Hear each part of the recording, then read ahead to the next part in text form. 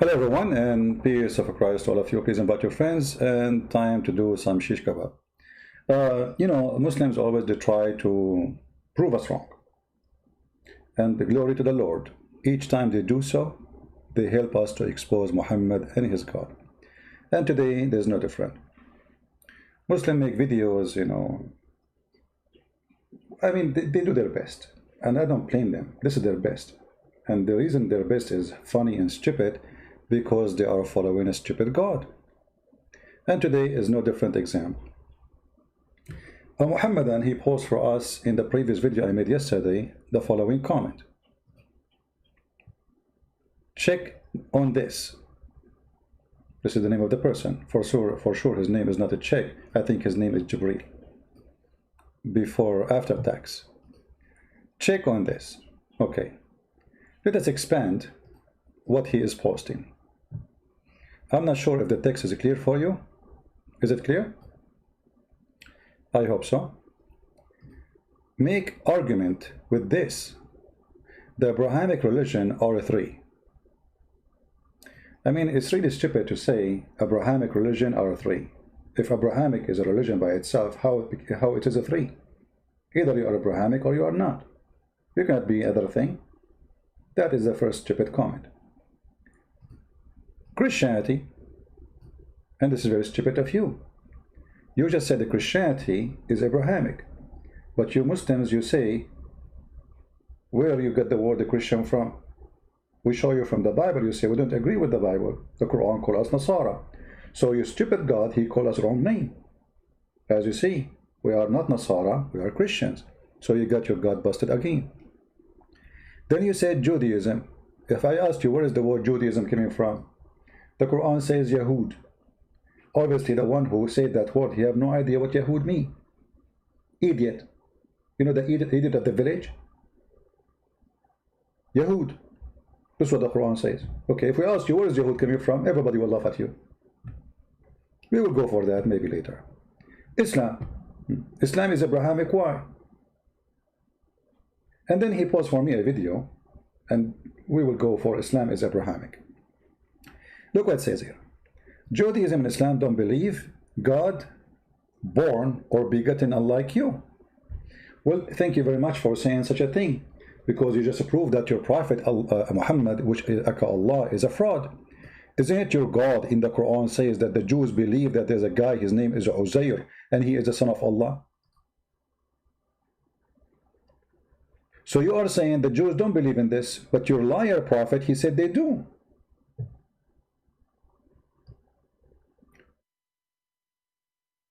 Now, which one we should believe in? The liar Muhammad or the liar Muslim who made a comment? You tell me. The Quran says the Jews call Uzair, see the Jews, not one Jew, because Muslims they try to say hey, this wasn't Jew, one Jew, because they could not find any Jew.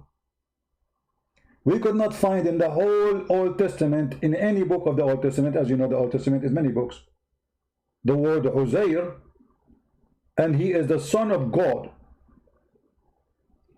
But you just said the Jews don't believe in this, so Muhammad is a fraud. And this is why we say that the best one to help us to expose the stupidity of Muhammad is Muslims. Stupid number one plus stupid number two, we have the stupid Islam. So is the Quran phrase is a lie? According to you, it's a lie. Let us go back to your comment. I'm sure we would love to delete it now, but I took a snapshot, by the way. I mean a screenshot. So if you delete it, too late. I will put the screenshot. Don't even try. Judaism and Islam don't believe God is born or begotten, unlike you.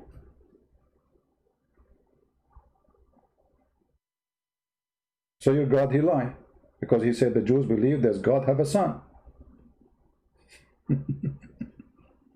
We continue. Judaism and Islam don't draw image idols from God or prophets unlike you. You know, in China they say he left as a donkey, he never came back as a mule, I mean as a horse. That is your case. Each time I debate a Muslim, I discover one thing. They have no idea. You know, they have no idea is connected to Muhammad when his wife Aisha, she was cheating on him, and he have no idea. Muhammad was receiving Quran from Shaitan, and he have no idea. Muhammad was reciting satanic verses, and he have no idea. Muhammad, he was not having sex with his wives, but yet he think he have sex with his wife, and he have no idea. I mean, this guy, he have no idea. So why you expect the Muslim to be better? Here we go. Judaism and Islam do not draw idol images. First of all, you are a black stone kisser. You have a real idol. Secondly, you idiot. Isn't it this is your Quran? Where Allah, he order Sulaiman to make statues. Is that your book? Image, and look at the false translation, by the way. The word statue disappear. If we change, but here they have images. If we change the translator, this is Yusuf Ali. Change the translator. Brother, in our religion, we Muslims wouldn't have images. Brother? Eh? What is this? Change the translation. The second guy, the word tamathil, you see the word tamathil in Arabic? It's gone in the translation. What tamathil? Tamathil in Arabic means statues. Let us change the translator until we find one of them is decent. Maybe one of them have a decency, not to corrupt his book and say as it is. Here we go. Finally, we find somebody have little decency. If we call Zakir Naik now and we say to him, hey Zakir Naik, is it true that the Christians, you know, have icons and brother sister, the Christian, they are not for imitators. The Bible says don't make images. And what the Christians they do, they make icons. And that they prove that they are false. Hey, hold on, Zakir Naik. Isn't your Quran in chapter 34, verse number 13, it says that Allah, he gave a permission to David and he ordered the genie and even the shaitan to make for him a temple full of statues and images? First of all, this is true. And I'm going to give it a hey, okay, I'm showing you the verse in the front of you. The translating you are reading it false. The two translators said that they would worship a statue and Brodemir and like you know, and you know, like Taco Bell. What? It's like a Taco Bell thing, you know, like food, you know, in the temple. What Taco Bell? Zakir Naik, read. It says statues, images. What Taco Bell? Great event. First of all, show me your face. Show me your face, I will answer you. Okay, Zakir Naik, what my face have to do with now? In the middle of in the ocean, you want me to show you my face now? You know, save yourself. You are going to be drowning soon. Don't you see that you have a big hole in the narratives? So the idiot, he says to us that in Islam we don't have such a thing. So what is this? Images and statues, and you Muslim don't have idols?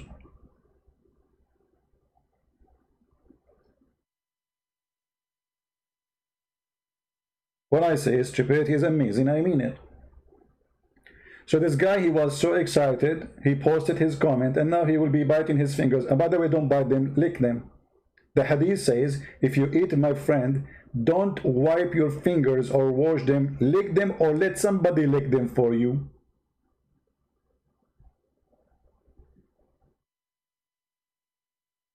You see the hypocrisy and the stupidity? They accuse us of what they have. Secondly, about making images, you know, even those churches who make images, you know, they have an interpretation for verses in the Bible where it says it clearly. And this is where Muhammad actually, he got the story from.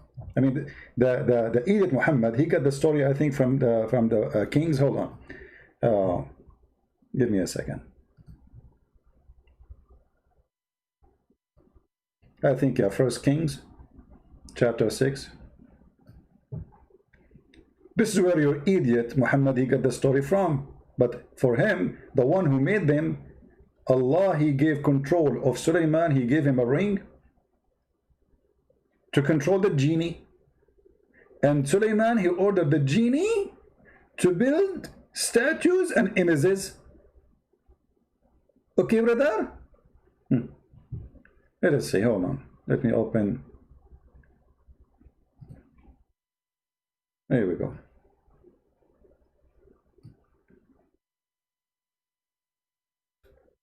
Let us go. Muhammad the thief, he have no idea what he is doing. He steal a bicycle. He think by putting some paint on it and he changed the name of it. He think we will not know that he is just a thief, an idiot.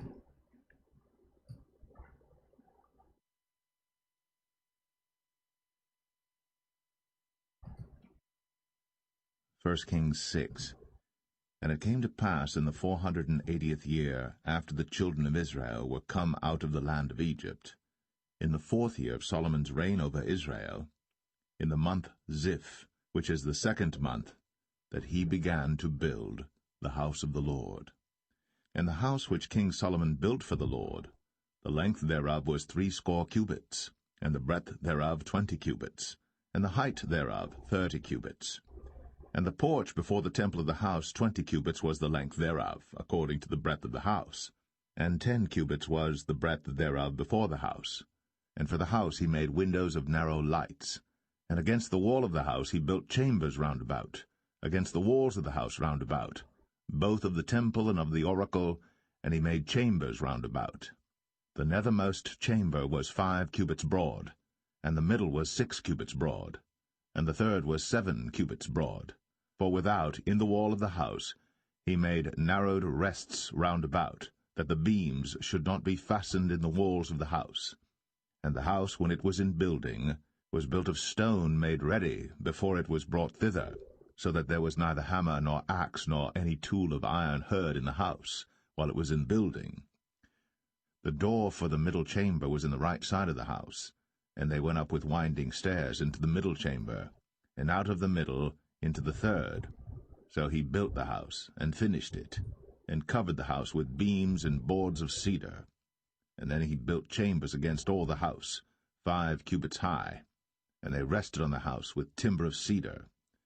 And the word of the Lord came to Solomon, saying, Concerning this house, which thou art in building, if thou wilt walk in my statutes, and execute my judgments, and keep all my commandments to walk in them, then will I perform my word with thee, which I spake unto David thy father, and I will dwell among the children of Israel, and will not forsake my people Israel. So Solomon built the house, and finished it. And he built the walls of the house within with boards of cedar, both the floor of the house and the walls of the ceiling. And he covered them on the inside with wood, and covered the floor of the house with planks of fir. And he built 20 cubits on the sides of the house, both the floor and the walls with boards of cedar, even built them for it within, even for the oracle, even for the most holy place. And the house, that is, the temple before it, was 40 cubits long. And the cedar of the house within was carved with knobs and open flowers. All was cedar. There was no stone seen. And the oracle he prepared in the house within, to set there the ark of the covenant of the Lord. And the oracle in the forepart was 20 cubits in length, and 20 cubits in breadth, and 20 cubits in the height thereof. And he overlaid it with pure gold, and so covered the altar which was of cedar. So Solomon overlaid the house within with pure gold, and he made a partition by the chains of gold before the oracle, and he overlaid it with gold. And the whole house he overlaid with gold until he had finished all the house. Also the whole altar that was by the oracle he overlaid with gold.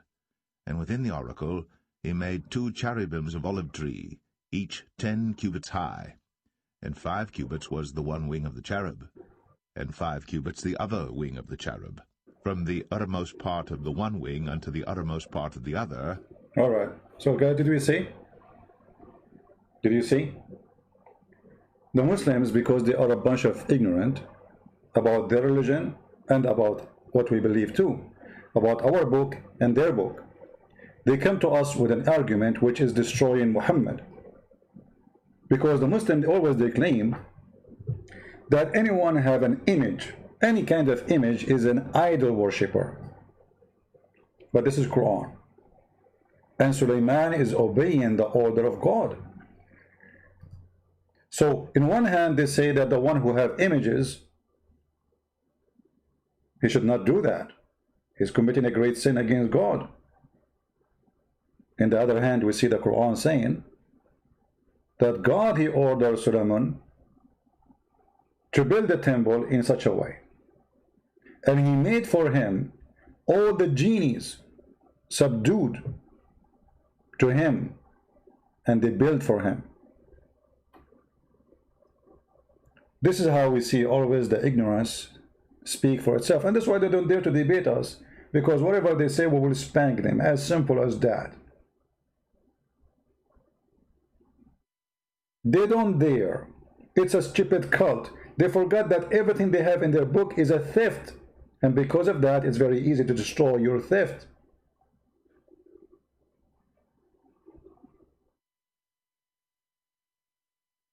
I'm not going to talk now about the flying carpet to Sulaiman, as you see here in the verse before it, which is something they stole from the rabbis, not from God. You see, the fool Muhammad, he was listening to a bunch of rabbis, and they have books which is not valid. Stories, fabricated stories. They tell it to their kids. So when you bring me a rabbi, you should know that the rabbi is where Muhammad got the story from, but this is not from the Bible. Where in the Bible it says Sulaiman, he had a flying carpet? Where in the Bible it says Sulaiman, he heard an ant speaking to the other ants? Those are the stories, are not exist in the Bible. Those are the stories of the rabbis. And the stupid Muhammad, he took it, he put it there. I will show you an example of Muhammad the thief.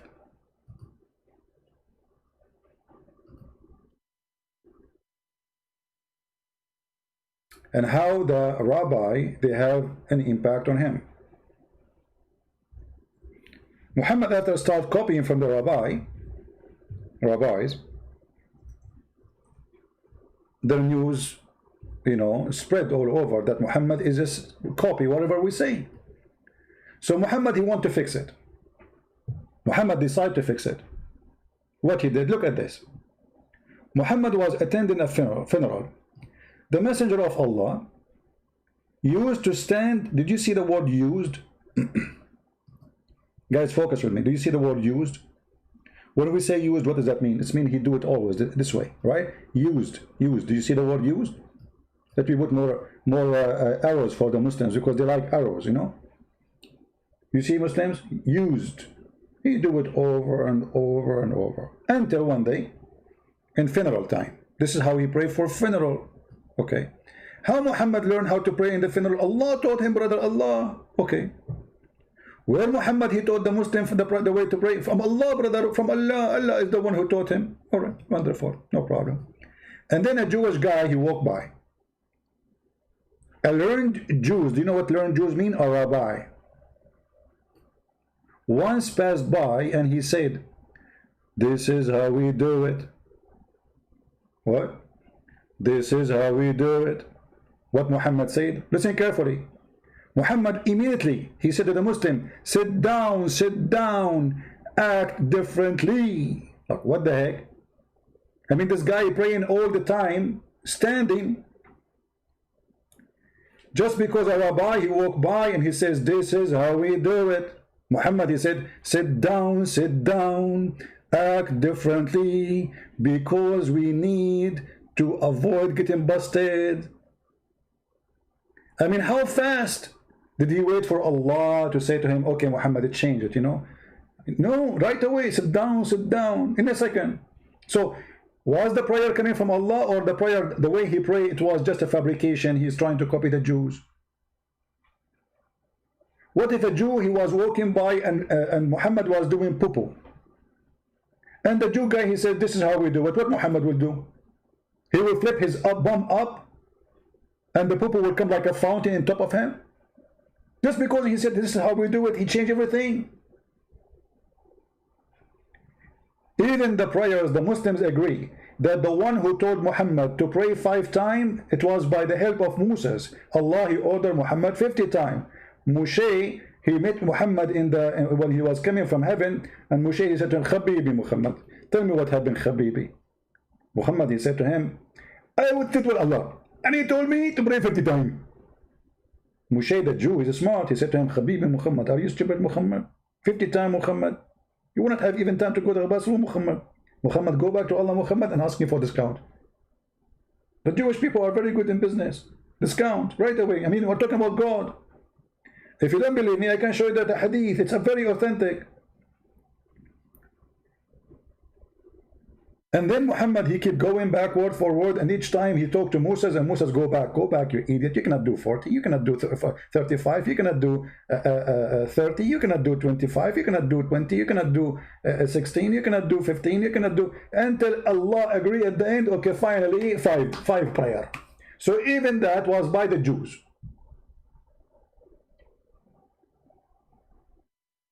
Reference? Okay, let us show reference, because in Muslim they will say where he gets from. You are right. Okay, hold on. Give me a second.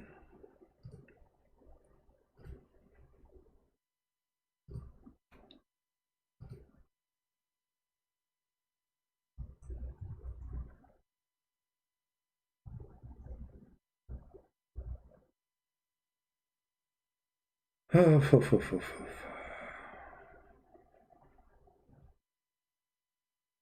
we go. Reference. The book of Salah.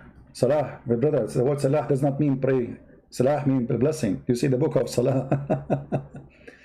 Chapter enjoying a Salah and okay, difference reported. Okay, now here we go. And this is Sahih, just for reference. This is Sahih. They cannot say this will be.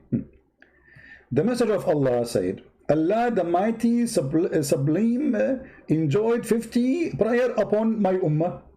How many? 50. And I came back with it until I passed by Moses, peace be upon him, who said, what has your Lord enjoyed upon your ummah? Even Moses, he speaks Arabic, by the way. He say ummah. I mean, come on. Moses, he is an Arab. Hello? Okay. I said, he has enjoyed 50 prayer on them. Musa said to me, go back to your Lord, the Mighty and the Supreme, for your ummah will not be able to do that. I mean, look at this stupid story. Well, this story proved to us that Allah is an idiot and Musa is smart. Moses is correcting Allah. You know, you got Allah, what you gave you 50 prayer. They cannot do that. Who can do that? 50 prayer a day? If each time you want to prepare for the prayer, you need between 15 to 20 minutes. Just to prepare. How you can pray 50 times? Because remember, the Muslim, they have to do ablution, tatalution, malalution, the Taco Bell stuff. So I went back to my Lord, the Mighty, the Sublime, and he reduced the portion of it. What the heck is that? Are we... What? Like what? What?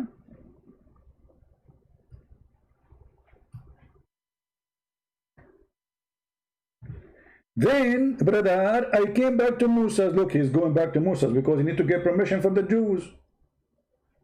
You see, you need to understand that Muhammad here trying to get the approval of the Jews, the rabbi. You see the story here. There's behind the story. It might look funny for you, stupid for you, we agree. But Muhammad have a target. He mentioned this story to tell them that I am approved by Moshe. Yes, brother. And I saw Moshe. And the Jews now will say, oh, Moshe, okay. Huh? So we have to agree with you. So Moshe said to him again, go back to your God, you idiot. Your ummah, they are not able to do that. So to make the story short, Muhammad, he go backward, forward, backward, forward, backward, forward, from 50 to 5.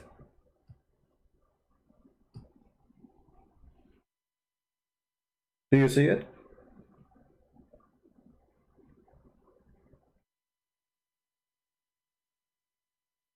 Pick up your Skype. Are you a Muslim, Mr. One? The one who's saying his name is One. Are you a Muslim? If you are a Muslim, I will. I am not in my Skype yet.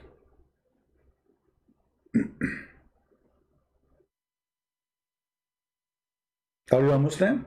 If you are a Muslim, I will open Skype just for you.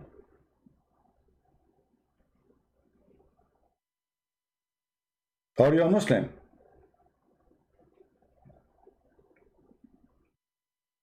Do we have any Muslim he dare to call us? You know what? I will open my Skype anyway. Maybe we can get a fish. You never know.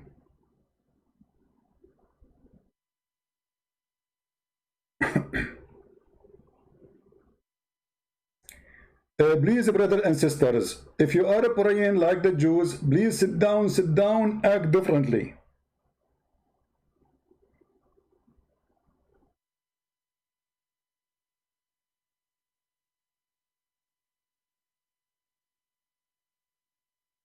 I mean, I keep receiving calls from those Chinese commercial scam. That's it. I blocked them. They kept coming.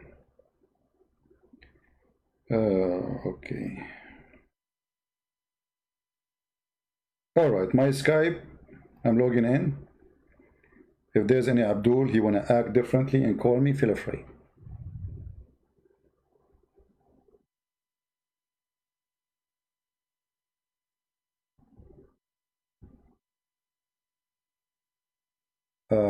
You did not say anything about the topic of video. In general, you fake Christian copy everything from the Old Testament. You see, very stupid of you, George, to say we copy everything from the Old Testament because we consider the Old Testament as it is our book. So you're a donkey.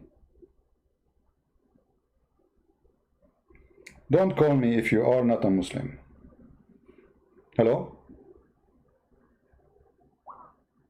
Hello? We have somebody trying to call. Hold on.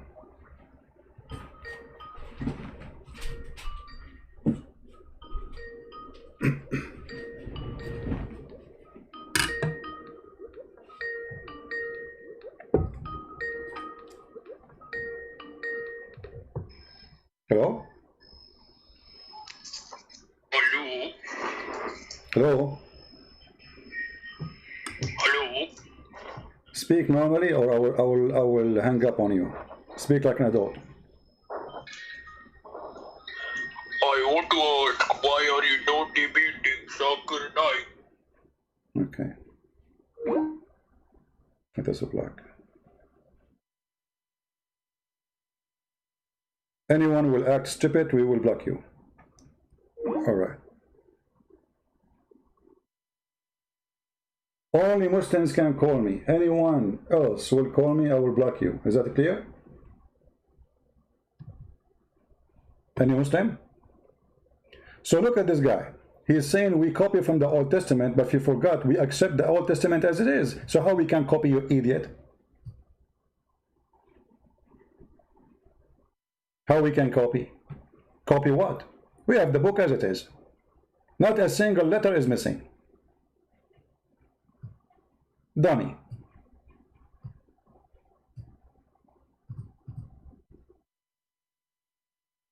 Do we have any Muslim?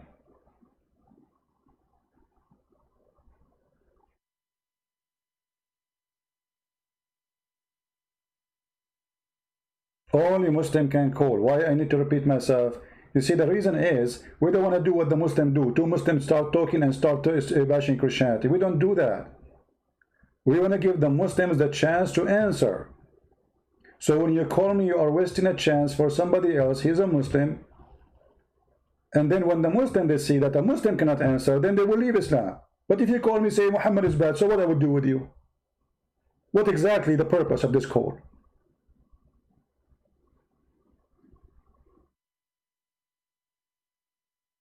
All right.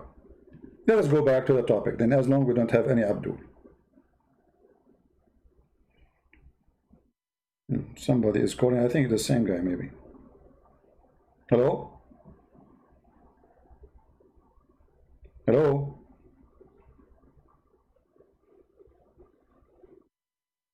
Hello? Okay, let me block you. Blocking time.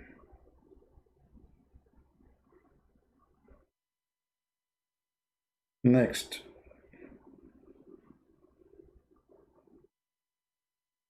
All right. Kids. We adult. So, as you see, Muhammad is nothing but a person under the influence of the Jews, trying to copy the Jews and everything, but he is copying their stories, which is fabricated, which is not biblical. You know, many people, they think because somebody is a rabbi, that means he knew what he's talking about. My friend, the Jews, they have books which is disgusting, have nothing to do with the Bible. If you go and read the books which is the Jews they teach in their schools, there's no doubt that this is anti-God books, full of fairy tale stories. All the stories Muhammad he got it from the rabbi books, not from the Bible, not from the book of Moses, not from the book of any prophets, from the rabbis. As an example,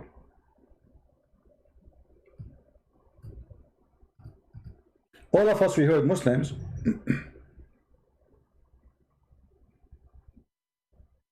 debate Christians. Why you want to debate Christians? I mean, you have to be mentally ill to be Christian and you want to debate me.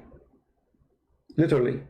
If you are really a Christian, if you are Jehovah's Witnesses, no problem, we can make a program just for you to spank you alone. Jehovah's Witnesses, Mormon, potato, tomato, all is welcome too. But our topic is Islam. Now, if you remember, the story of the punishment of the grave, the torment of the grave. Muhammad never mentioned this story all his life. Until one day, a Jewish woman, she came to Aisha, and she said to her, I seek refuge from the punishment of the grave.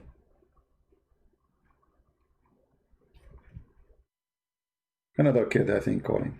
Yeah, I think this is the same kid. Let us give him a chance.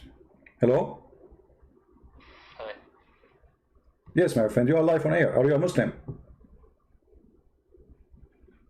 Hello? Hi. Are you a Muslim?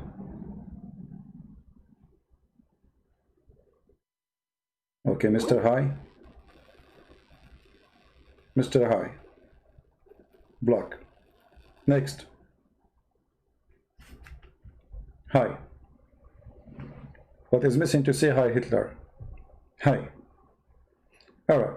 So we find the story of the punishment of the grave, a great example of Muhammad the thief, copying from the Jews everything he have. And he did not even copy the good stories from the Jews. He copied fairy tale stories from the Jews. Let us find the hadith, which is very authentic, and put it for you on the screen.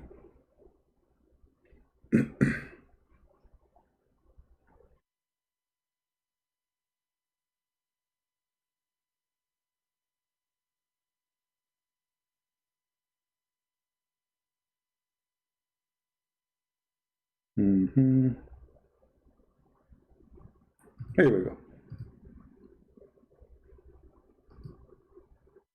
A Jewish woman enter into me. Who's talking? Aisha, the child wife of Muhammad.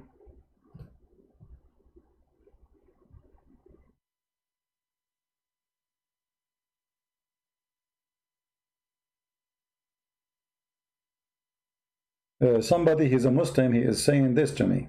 Let us put his answer. Why you don't call me Mr. Mahdi? Sound like you are a smart man. Why you don't call me? The reason Muhammad started seeking refuge from the prayer, from that prayer, was because Jibreel told Muhammad that even Muslims and his wives would be put in trial. Well, let us see if this is true. The story in front of me, my friend. The story in front of me. A Jewish woman entered into me and said, the torment of the grave is because of urine. Like, what? Because of what? Because of urine?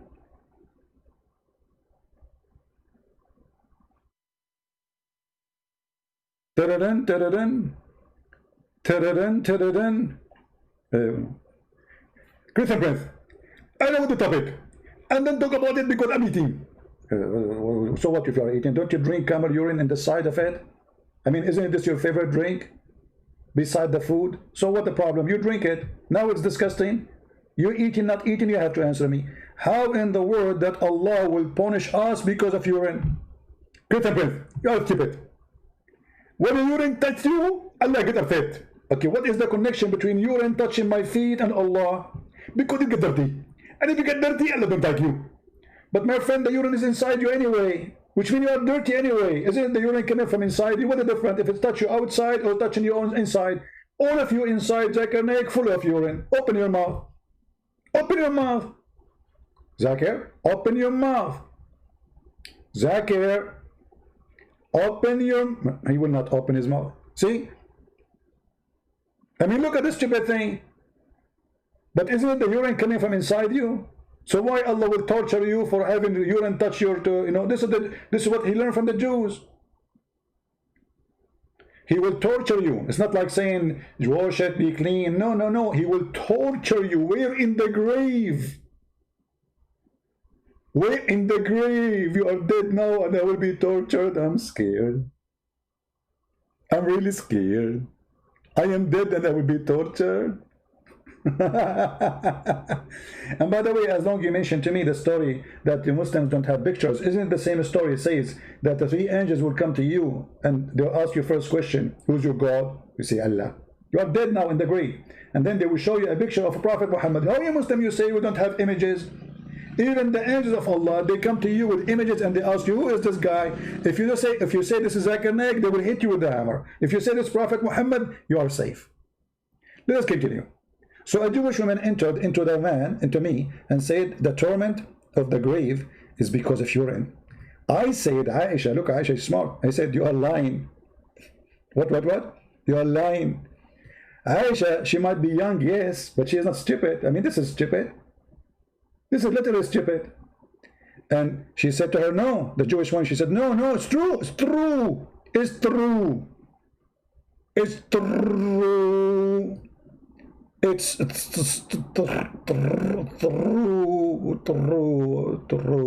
Oh. No, there's Uzair is not exist. We don't have such a name, my friend. Arabic, Christian, Jewish, doesn't matter. There's no Uzair. Arabic, Christian, Uzair is not Ezra. Same time, there's no person in the Jewish, all the Jewish books, including like the traditional books, which have nothing to do with the Bible, have such a name. Don't go there. So, it's true. We cut our skin and clothes because of it. The Messenger of Allah, he went out to pray, and our voice became loud. They are fighting. He said, what is this?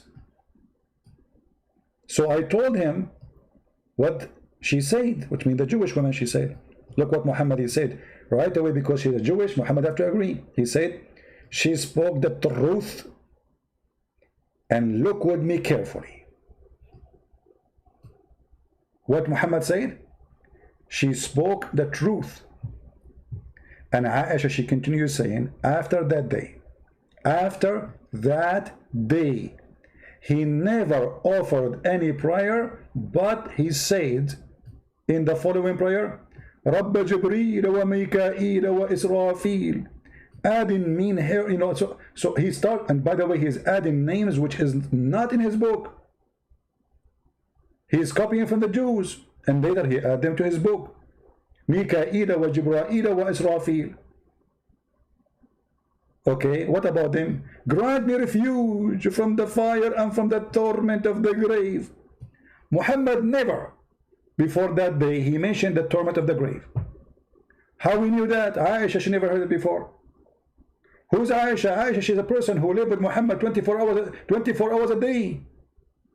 Muhammad never mentioned, I seek refuge from the torment of the grave. And this is why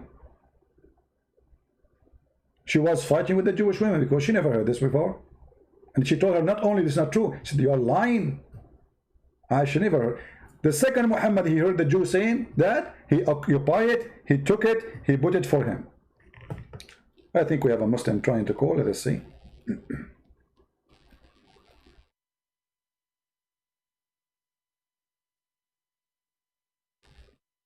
Hello? Hello? Hang up. Let me call him back. Yeah. So what you're calling?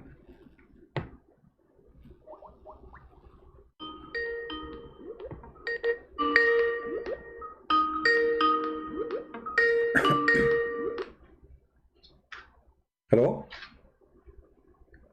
Hello?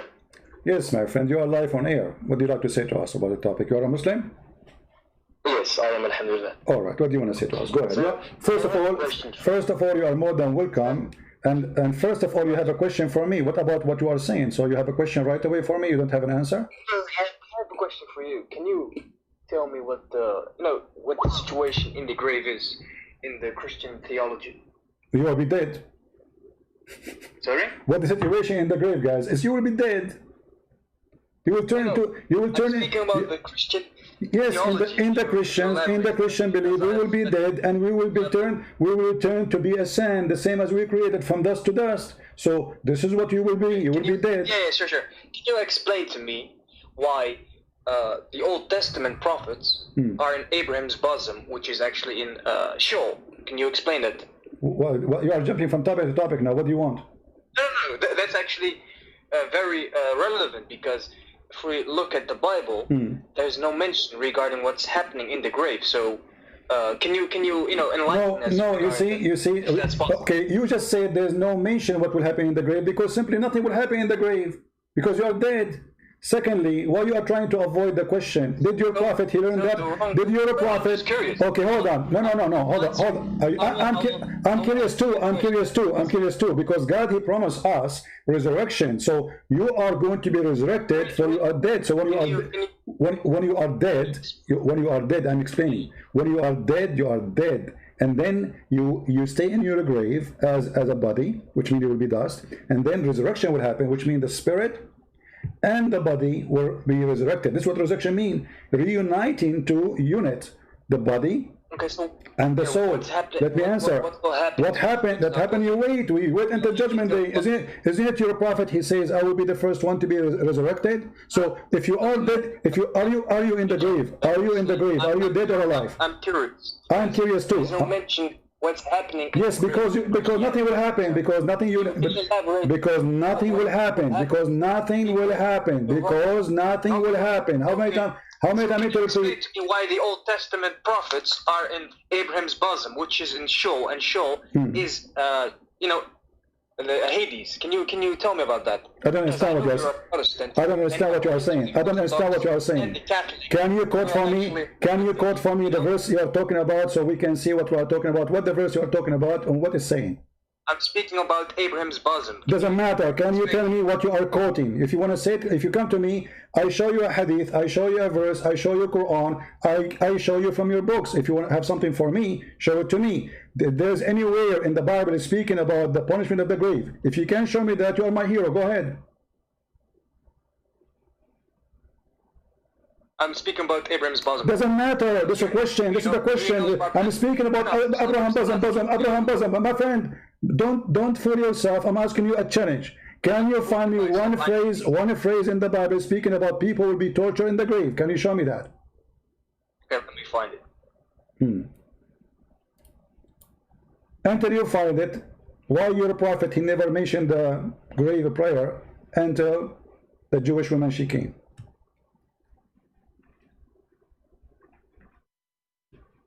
Hello? Are you there? Oh, sorry, what did you say? Yeah, what did you say? Why your prophet never mentioned the torment of the grave until the Jewish women she mentioned it?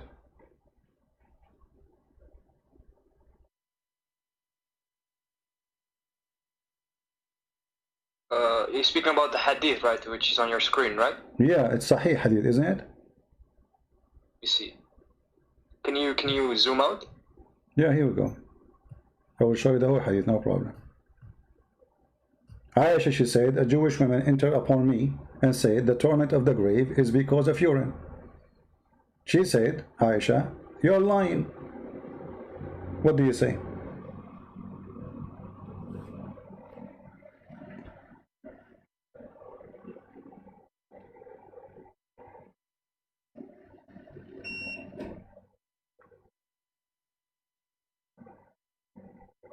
What happened?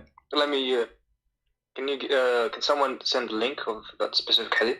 My friend, what link? Okay, I will post the link for you, no problem. I will post the link in the chat. But just be sure, please, mute YouTube. Yeah, it's Hassan. Okay, so it's not Sahih. It's Hassan. It's okay. Is it? Okay, what Hassan means? What translate the word Hassan for me. Translate the word Hassan for me. Hassan means that it has an authentic thing, but it is not. It's not very strong, you know. Guys, it's authentic thing. It's authentic thing. It's authentic thing. So is it authentic or not? It's not the strong authentic. So that's what Hassan means. So what does that mean? Are you saying this hadith is a fraud? No, I'm not saying that. So what? So why you? Wait. You're the expert, right? So tell us, what does mawdu' mean? What does da'if mean? I don't care. All this garbage is. So you don't care. No, I don't care. No, I don't care. I don't care. You know, you put it down. Yes, you put it down when you want. You put it up when you want. It is you who wrote it. It's you who translated it. It's you who published it. And it says Hassan, and you are the one who said, don't change the topic.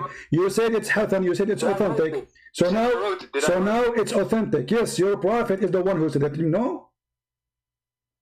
Okay, let me read. Okay. Jewish woman entered into me and said, the torment of the grave is because of urine. I said, you're lying. She said, no, it's true. We cut our skin and clothes because of it. The Messenger of Allah, sallallahu alayhi wasallam, went out to pray and our voices became loud. He said, what is this? So I told him what she had said. He said, she spoke the truth. After that day, he never offered any prayer, but he said, following the prayer, Rabbi Jibril Mikail wa Israfil, aiding min harri nar wa adhabil qabr. Lord of Jibril, Mikhail, and Israfil, grant me the refuge from the heat of the fire and the torment of the grave. Okay. Okay. So what's your problem? What's the issue with the hadith? How come you did not answer? I mean, how many times to repeat the question? Why Muhammad never mentioned this until a Jewish woman she came to Aisha? Let me see. Okay, so you know that some things are taken, from the people of the book, right? Like you take things from the Old Testament, right? Okay, show me where that we can find the Old Testament. We go back to zero now. You see, Muhammad is a liar, because if this is from the Old Testament, show it to me. Something make a liar. Okay, well, show it to me then. You see, a Jewish woman, she said that just because she said that Muhammad did not even know how to read the Old Testament. So where it says that in the Old Testament that there's an angel will come to you, my friend, where in the Old Testament it says there's three angels will come to you and they will beat you with the hammer and they will ask you three questions. Who is your God? You say Allah. What is your religion? You say Islam. And then they will show you a picture of Muhammad and they will say, if you don't know him, they will hit you with the hammer. Each time you give a wrong answer, they will hit you with the hammer. Where Muhammad he got the story from? That is the Old Testament.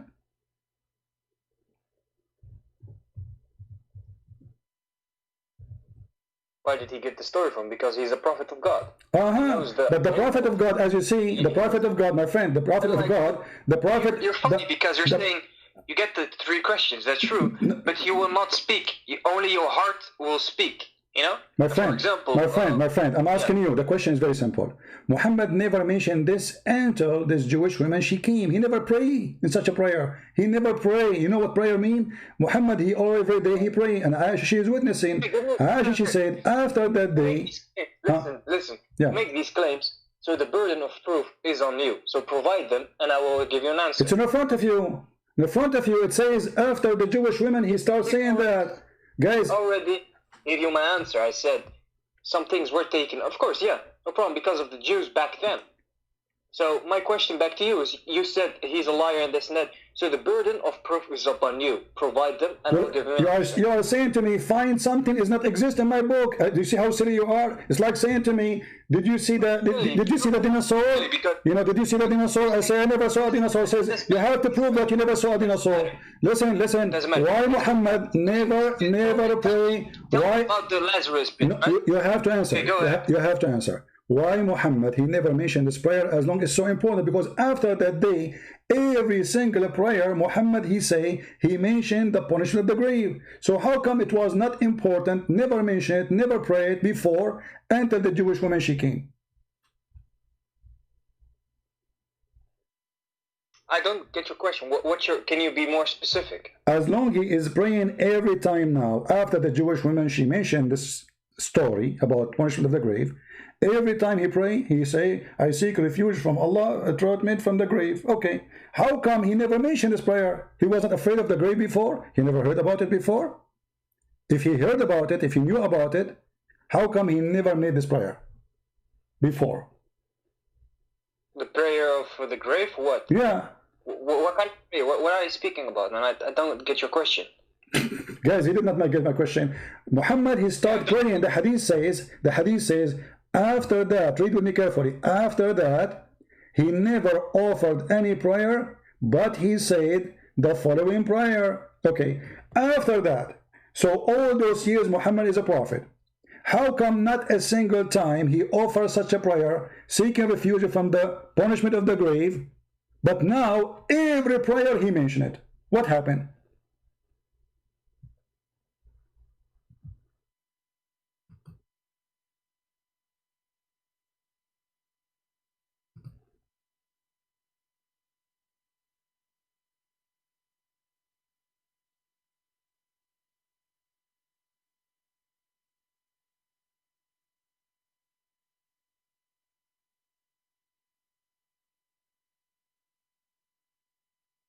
Are you there?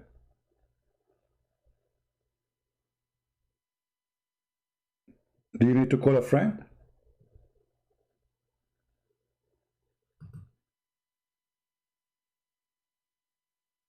Isn't it obvious Muhammad is a fraud?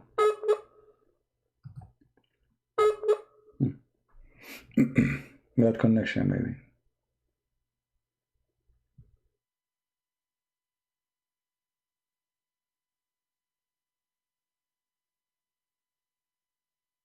Are you there? It says reconnecting.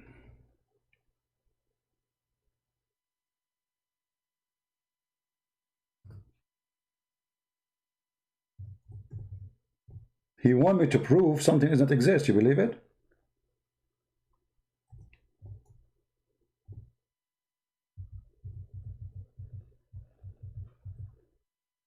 Are you there? Let me hang up on him and call him again. Oh, he hung up himself.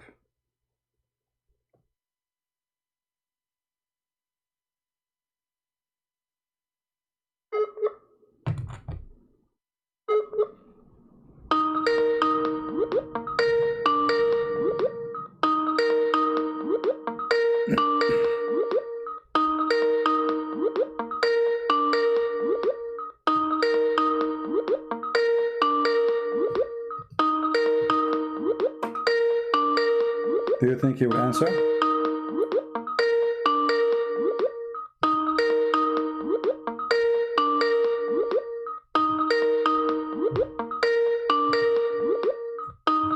I don't think he will answer. What do you think?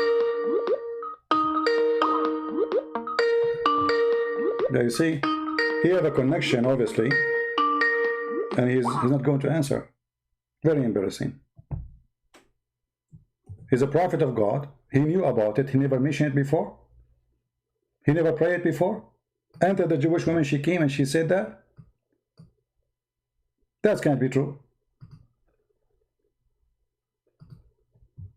A prophet of God or a fraud?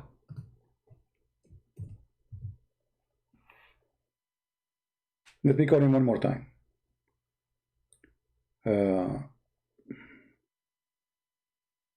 Please wait for your turn. We have to finish with the...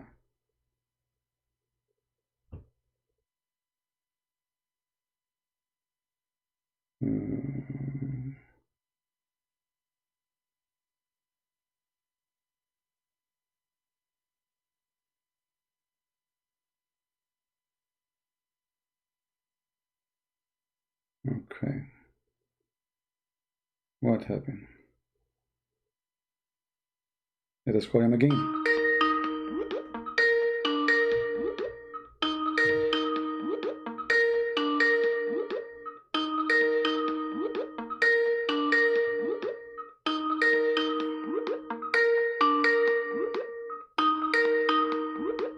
He will not answer.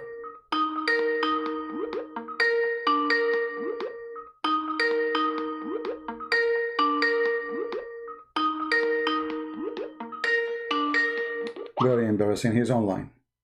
That's why it's ringing.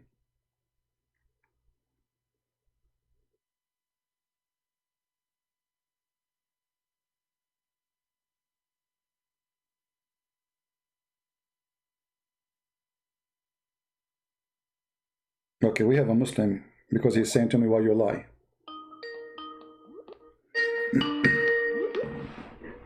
Hello? Yes, Mr. Muslim, how are you? You are a Muslim, right? Yeah, I have, why you lie about Prophet Muhammad? Like which one? Which one? Which lie? Because there's many lies. Like this one. Which one? Like this about the punishment of the grave. Okay, you said I'm lying. How I'm lying? Prove me wrong. Go ahead. Yeah, because you do not show the other narrations which say Jibril came to Muhammad after the Jewish woman came, and Jibril said to Muhammad that even the Muslims and the wives of Muhammad will be put to trial in the grave. So guys, Jibril, listen. Jibril, he came to Muhammad after the Jewish women. The news came to the Jewish women before Muhammad. He is the prophet. And Jibril, he came after the Jewish women. Okay, hold on. Listen. Everybody heard you saying that. Hold on. You just said. Everybody heard you. Let me finish. Okay, start from the beginning, please. This why. No. I want you to start from the beginning. Start from the beginning about I lie. Go ahead and repeat the same thing you said. This is why no Muslim scholar wants to debate you. You interrupt. So what? Interrupt? You can interrupt me too. It's a crossfire debate, my friend. I'm not hanging up on you. Yeah. So what? Okay, wait. Yeah. So what? So the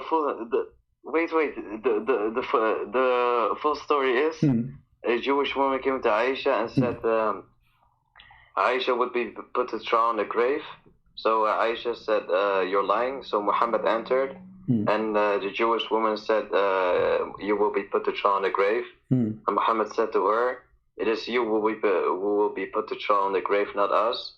So later, a few days later, Jibril came to Muhammad and said, even the wives and Aisha and Muslims will be put to trial in the grave. He didn't know that, so he became scared. So a couple of days later, at Sunday, he went with the Muslims at a rite, and he ordered all the Muslims to start seeking refuge from their prayer. Okay. That's it. I like what you said. Did you say a few days after Jibril came to him? Yeah. Okay, guys, did he say, be my witness, few days after Jibril came to him? But look at the hadith, what it's saying. The hadith says, immediately Muhammad said, this is true. No, but this is not full narration. There's other narrations. No, this is for narration. Here we go. What do you want? You see that? What? Oh my God, why you lie? What do you mean you lie? It says in front of you that Aisha and the woman, they are fighting in the yard. Muhammad, he came out. He said to her right away, this is true. This is not a few days after. He heard their voices. He said, what's happening? Read it. Go ahead. No.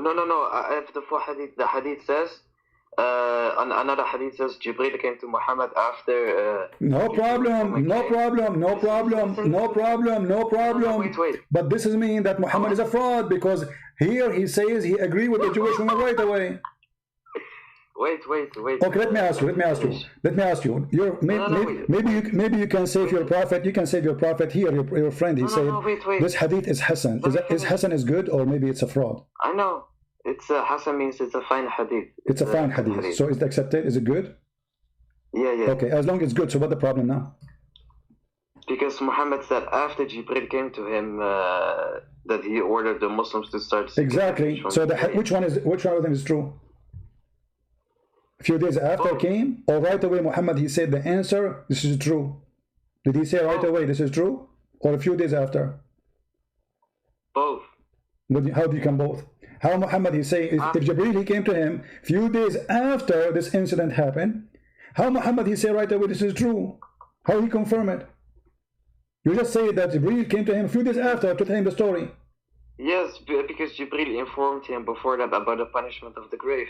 Okay, guys, this is the question. If Jibril informed him before, so why you say a few days after Jibril came to him and told him the story about the punishment of the grave? Secondly, if Jibril came before, okay, hold on. As long Jibril came before, why Muhammad never prayed this prayer before? Why he never prayed? Muhammad because Muhammad didn't know that even the Muslims would be put to trial in the grave, and he became terrified. My friend, but right away he starts saying, read carefully, right away. It's in front of you. I like your love, by the way. You're a joker. So the second you see the Muslim laughing this way, it means there's a lot of pain. It's okay, he's doing delivery. So did he say immediately? Actually, she said, after that day, not a few days after that day, we never saw Muhammad praying except saying this. But in another hadith it says after Jibril came to him, he said after the day he never offered. Give me the hadith. Give me the hadith. Wait, I can't wait. Let me try to find. Copy the hadith in Arabic. Post a few words from it, not all of it, maybe because YouTube will not allow you. Post some of the few words in Arabic. Do you speak Arabic? Yes. Okay, wonderful. I'ma go search hadith. I'ma call you back. Why? Okay, okay. You can search it and keep talking to me. I don't want to lose you. Wait. You are priceless. You are a scholar, right? You are priceless. You are priceless. No, I'm not. Wait. I'm not a scholar. You are a scholar, right? I'm not a scholar. How I can be a scholar? I have to be illiterate, who do not know how to write, how to read. I have to read the word Siraj. You know, I have to skip the word moon, as Mimi Hijab was reading the Quran. He corrupted the Quran. He took the whole word moon, and he said Siraj, whatever. No, I am not a scholar. You are a scholar. No, but why do I need to show you hadith if you're a scholar and you know about? Well, no, I know. I will learn from you. You are the one who mentioned the hadith. I want the hadith from you. But you are a scholar. So what? Okay, wait.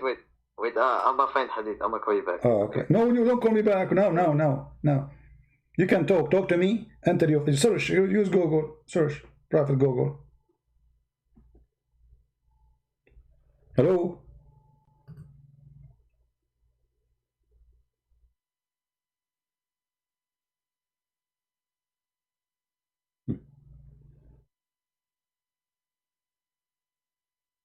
Let us call the other one until this guy get ready. We have 2 fish. Until now both are smoked.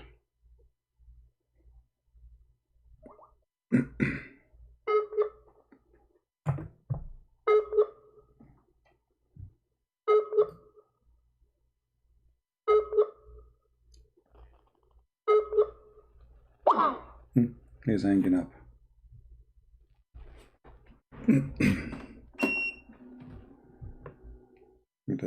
He's going now. Hello? Hello? Yes, what's your name so I know what to call you? I called you earlier. Yeah, I know. But what's your name, my friend, so I can call you by your name, if you don't mind? My name is One. Your name is One? What does that mean? Your name is One, so your dad, he call you One? No. My name is One. Okay, but your name. One, or is that too difficult for you? No, okay. What? No, I cannot. It's very hard for me because I don't speak Arabic. So. But I'm back. Okay. So what do you want to say to us? Go ahead. Yeah. So I found the evidence that actually the rabbis also believe that there is a punishment in the grave. Thank you very much, guys. The rabbi, guys, did you hear it? The rabbis. Again, the rabbis. This is not from the Bible. Listen, no. You wanted proof because this woman, Jewish woman, right, was a Jew, right? Right. Or was she not a Jew? Yeah. Tell me. She's she a was a Jew, right? Okay. Yeah. So you want proof, right? Okay. I will read what I found. Okay. I know what you find. This is not from the Old Testament, my friend. What? This is from the Talmud, which is... Thank you very much. The rabbi, the book of the devil, the Talmud. They believe that a spirit will be tortured. First of all, even their, hold on. Let me tell you before you read it what it says. Hold on. Let me show you. Do you deny the church fathers? No, listen. None of the church fathers they say that. Don't stop lying. Stop lying. Now I'm asking you. Do you Muslim approve the Talmud? Do you Muslim approve the Talmud? The existence or taken from the church fathers. So my question back to you is: do you take from the church fathers? Let us go with the Talmud first. Do you approve the Talmud? And then we'll go to the church father. Do you take from the church fathers? We will take, no problem. But I'm asking you now. Do you accept the Talmud? No. You. Do you accept? Do you accept? Do you accept the Talmud? No. Do you accept the Talmud? Yes or no? So you admitted that your prophet is stealing from the Talmud, the book of the devil. I'm not saying that. I'm not saying that he was taking, learning from the Jewish woman. So why you are quoting for me? Why you are quoting for me?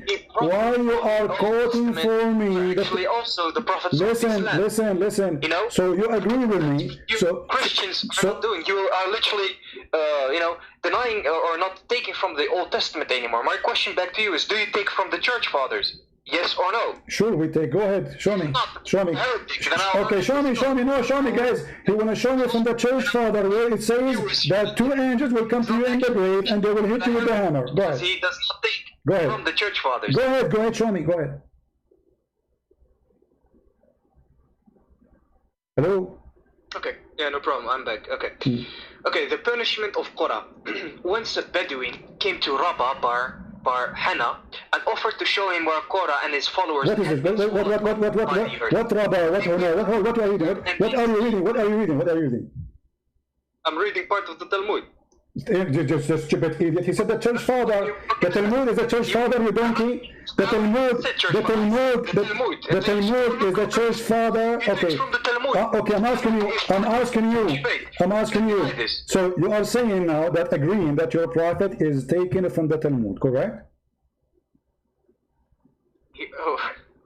According to the hadith you provided. Yes. Tell me, what can you take from the hadith? I'm asking you. Right? I'm taking from the hadith that Muhammad, he learned that from the Jews. This is my point. Muhammad is a thief. He learned that from the Jews. But this is not approved. Even in Judaism, not every Jew agree with the Talmud. The Talmud is a book of rabbis. It's the same as, right now I can make a book. Anyone who is a rabbi, he write in it. So I'm asking you now. I'm asking you. Is the Talmud is a book of God in Islam? Again, I'm rephrasing. You told me get proof from Judaism, and here's proof. But you are proving my point. You are proving my point. My point was that Muhammad, he stole that from the rabbis, from the Jews. He is a thief and he is a stupid because he stole something stupid from them. Crazy, man. Like, seriously, that's why, listen, guys, the audience of this guy, that's why scholars do not want to debate this guy, because he's very rude and a big liar and a deceptive one. Okay, hold on. Why I'm rude? Why I'm rude and why I'm deceiving? Isn't it you who called me? Isn't it you who quote from me the Talmud? Isn't it you who quote the Talmud? Okay, I'm asking you. Do Muhammad approve the Talmud? Listen. Listen. You are a potato. You are going to hang up or whatever. Okay, then answer. Then answer. Yes. Do you believe 3 in 1?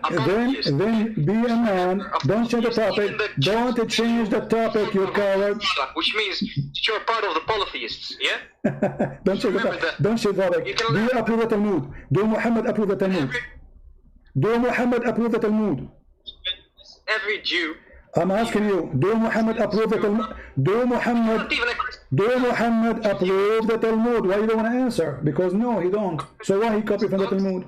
Catholic, you're a heretic. So imagine. Let us see who's a heretic. Heretic is the one who don't follow the book of God. It is you who said, listen. From the Church Fathers. What Church Father? Those are Jews, you idiot. And this is not even the book of God. Even the Jews don't consider it as the book of God, you donkey. So you are quoting for me a book even Islam don't approve. Do you Muslim approve the Talmud? Say yes. Heretic polytheist. Be a man and say yes. Do you approve the Talmud? Because we can quote for you from the Talmud things things will make Allah look like stupid. Do you agree? Do you agree with the Talmud? Yes or no? Do you approve the Talmud? So you're a prophet. He copied from the Talmud, a book of the devil. It's everyone who is watching the stream to study on your own, because this guy is a very big liar. And, thank you. Thank you. Are you going to run away? Coward. The prophet was quoting the Talmud. Guys, isn't this what he said?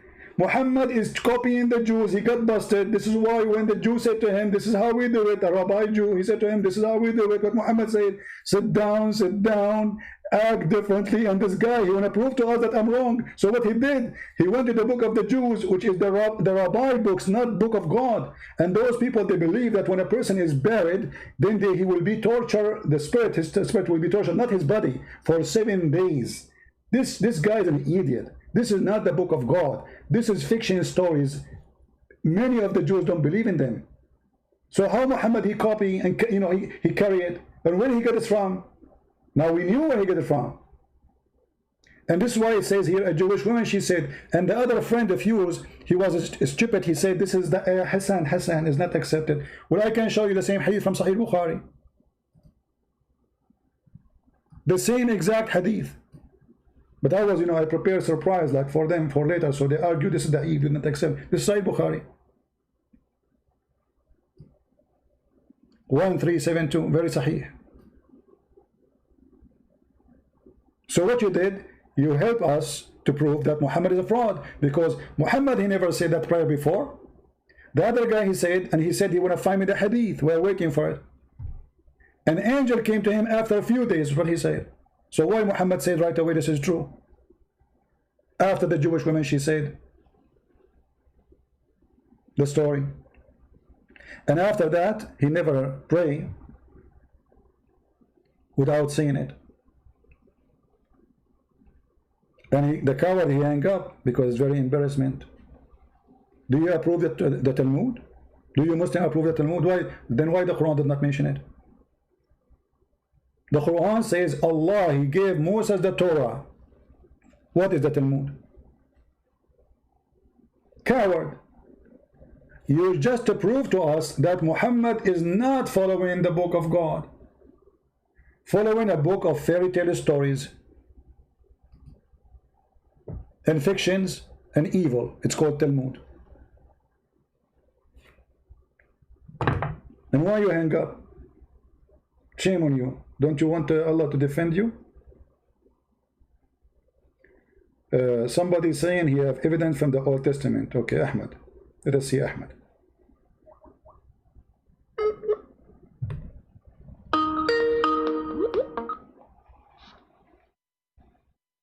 Yes, Mr. Ahmed, go ahead. My name's Duke Nukem. What? This is a recording? My name's Duke Nukem. Okay, get lost.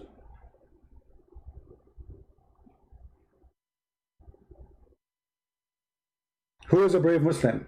He can explain to us how Muhammad is the biggest thief in history. He stole all the fairy tale stories of the Jews, he put it in the book, and he considered that holy from God. And the proof is my witness. Here we go. A Muslim, he called us and he said he found the story in the Torah. But that, by the way, not the same story in the Talmud. The Talmud doesn't say that. Muhammad, he added more spice. As an example here, in different hadith, Muhammad, he said, there's 2 angels will come to you, which I find very hilarious. Actually, I wish I can make a cartoon about it.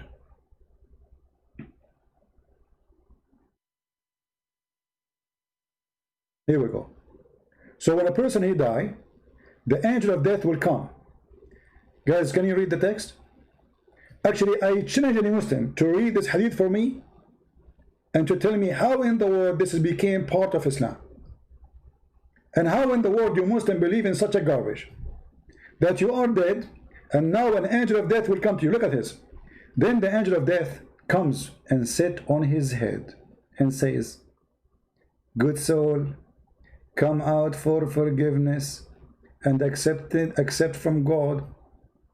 It then comes as a drop of a flows from the water skin, and he sighs it. Oh, the soul became water. Ooh. You will be steamed, my friend. Allah will steam you, and then your soul will become a water.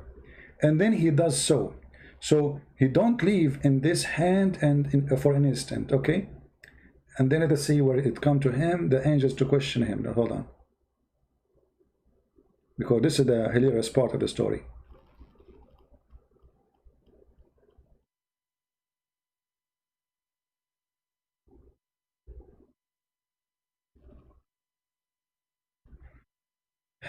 Let me be sure that this is the exact hadith I'm looking for. Here we go. Guys, read with me. If any one of you, please, know how to make cartoon, do me a favor and make a cartoon. I will post the hadith for you. Look at this. The angels will come to him. Two angels. You are dead. You are dead. Your soul will be restored to you in the grave, but you are dead. Two angels will come to him and make him sit. I will sit. They will sit, and they will say to him, "Who is your Lord?" He will reply, "Allah's, Allah's." Allah name became Allah's. What? The Muslims, what is that? Allah's, Allah's. I do not know. Like what? He don't know. And they will ask him the second question. What is your religion? He replies, Allah's, Allah's. I do not know. They ask, who is this man who was sent among you? He will reply, between Muhammad, they will show him a picture of Muhammad. He will say, Allah's, Allah's, I do not know. Then one carries from heaven, and he has lied, cries from heaven, and he has lied. The voice coming from heaven, that's Allah. He has lied. Okay. So spread out carpet from hell for him and open the gate. I mean, how the guy did lie? He said, I don't know, you idiot. How he did lie? Guys, does anyone here have a brain? The guy, you ask him 3 questions, he said, I don't know. An atheist, he don't believe in God, he don't know God. So how he did lie?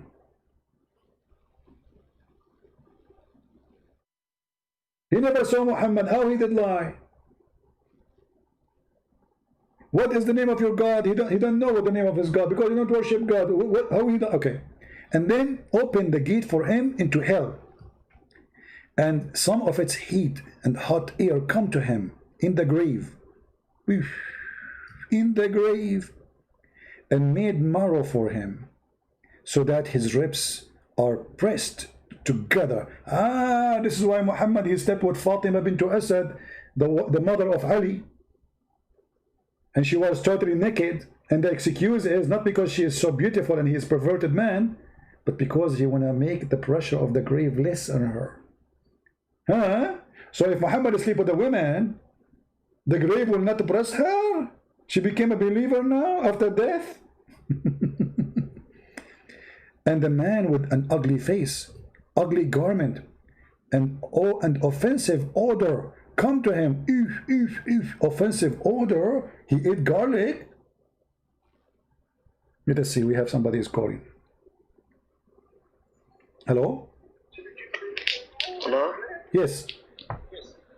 Yeah, I sent you a hadith. Mute you too, my friend. Pause the hadith in the chat, not in Skype, if you don't mind. But I sent a reference of Sahih Muslim. Okay, Sahih Muslim. It says Sahih Muslim 584. Hold on, give me a second. Yeah. Sahih Muslim, because those numbers, by the way, they are not accurate to the Arabic. Sahih Muslim 584. Okay, let's see. So all the same hadith are the same hadith, like the numbers you are giving me. This is one hadith, right? Yeah. Okay, I will put it for you in the screen, and I want you to read it for us. Is that okay? Let me see. Yeah, let me wait for you. Give me a second. And now you cannot deny the hadith, right? Because this is your choice. You went to look for it and etc. Okay, here we go. This is the hadith you mentioned to me. Let us see. Sahih Muslim. Okay, for some reason. The punishment of the grave is also in Quran. Hold on. I'm just trying to put the hadith you quote for me. Let me put it for you on the screen. Give me a second. Okay, Sahih Muslim, here we go. This is the hadith of your choice, my friend. Let me put the number on the screen so you can see and you confirm that this is the one you choose. Is that the one you choose? Oh, of course not. No, it says in your Skype 584 Sahih Muslim.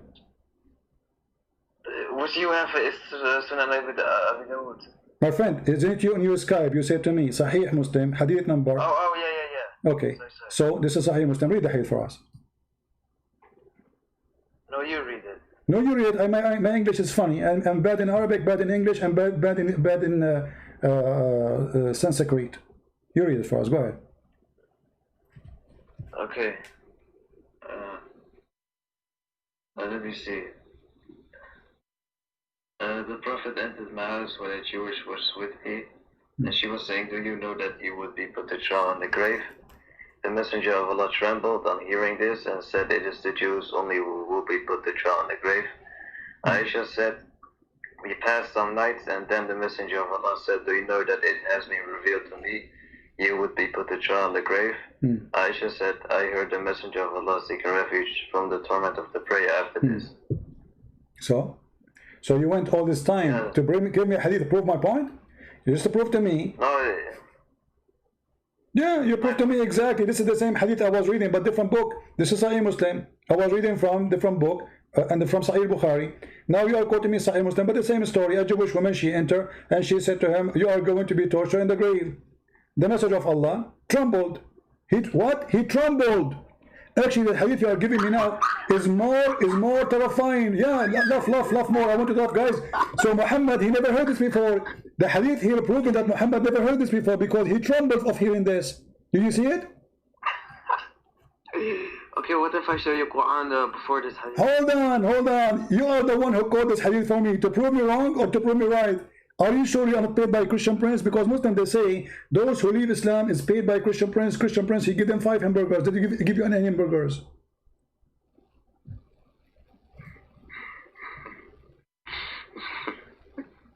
Did I give you any hamburgers? Be honest with me. There's a guy, his name is Muslim programmer. The Muslim accused him that I gave him a new shoe and that's why he left Islam. This is the reason. Did I give you any new shoe? No. Okay, so why you are quoting for me a hadith to prove me even better? Thank you for reminding me about this hadith. Okay, so now what we have, Muhammad never heard before, and the proof in front of you, he trampled upon hearing this. He never heard before. No, he trembled at the Jewish statement. Yes, and because he asked her, he said, is it only the Jews would be to put in trial? He's not sure. He said the Jews would only be put to trial in the grave. Huh? He said only the Jews would be... No, he's asking a question. He's asking a question. It is only the Jews who will be put in trial, right? And then Aisha, she said, we pass some... Okay, hold on. You are saying now, Muhammad, he's saying only the Jews will put in the trial? Are you saying that? Yeah. Okay, so why Muhammad is fearing the punishment of the grave? It's only the Jews. Yeah. What? Yeah. If only the Jews are going to be, first of all, why he trembled for this? Secondly, why he said, if you are saying to me that he meant here that only the Jews will go and be put into trial in the grave. So why he is seeking refuge from Allah in the grave? He's not a Jew, is he? I can't follow you, my friend. What? What's wrong with you? It's you who said that to me. What's wrong with it's you? only the Jews who will put into trial. Isn't this what you are saying? No. Why you lie about the Prophet Muhammad? Why? What do you mean lying? It's you. This is your hadith. It says here and said No. it is the Jews only would put into the trial Aisha said, okay, so why Muhammad is asking Allah refuge from the grave, the punishment of the grave is only Jews they will put in trial? Because Jibreel said to him that even the Muslims would be put to trial in the grave. Thank you very much, guys. Thank you very much. So Jibreel, he said to him later that the Jews, not only the Jews, even you, correct? Yeah. Okay, where's the hadith about Jibreel? He told him that. What? Where's the hadith? You went to bring me the hadith so we can laugh more. Muhammad ordered the Muslims to... No, where is Jibreel? Where is Jibreel? Later he told him. Where's the hadith about Jibreel? Later told him. It says that. It has been revealed to me. Where? Okay, hold on. You are helping me. Oh, guys, do you see what it says here? Do you know that it has been revealed to me? But he just said that only the Jews will be put into trial. It was revealed to me.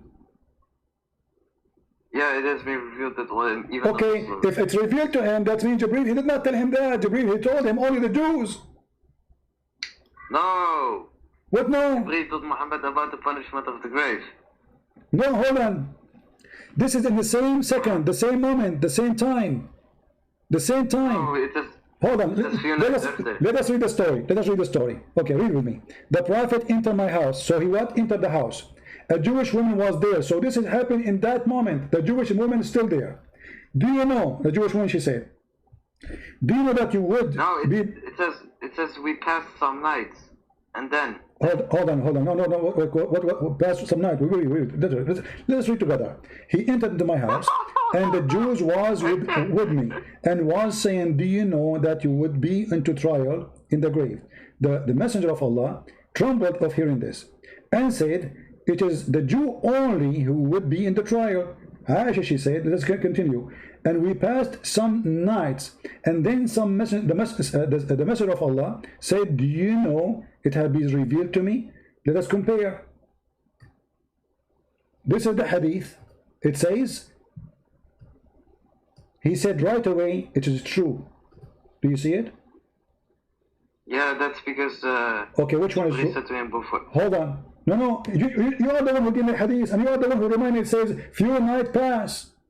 Is it you who laughed and said, few nights pass? Did you laugh when you said a few nights pass? So how a few nights pass, and now he says, no, it's true. Okay, Muhammad is a human being. Whatever he says, I'm not saying he's a camel. Who cares if he's a... we know he's not a camel. And this is the question. Does it say he said it's true right away? And the hadith you gave me, it says only the Jews. Well, he's a human being.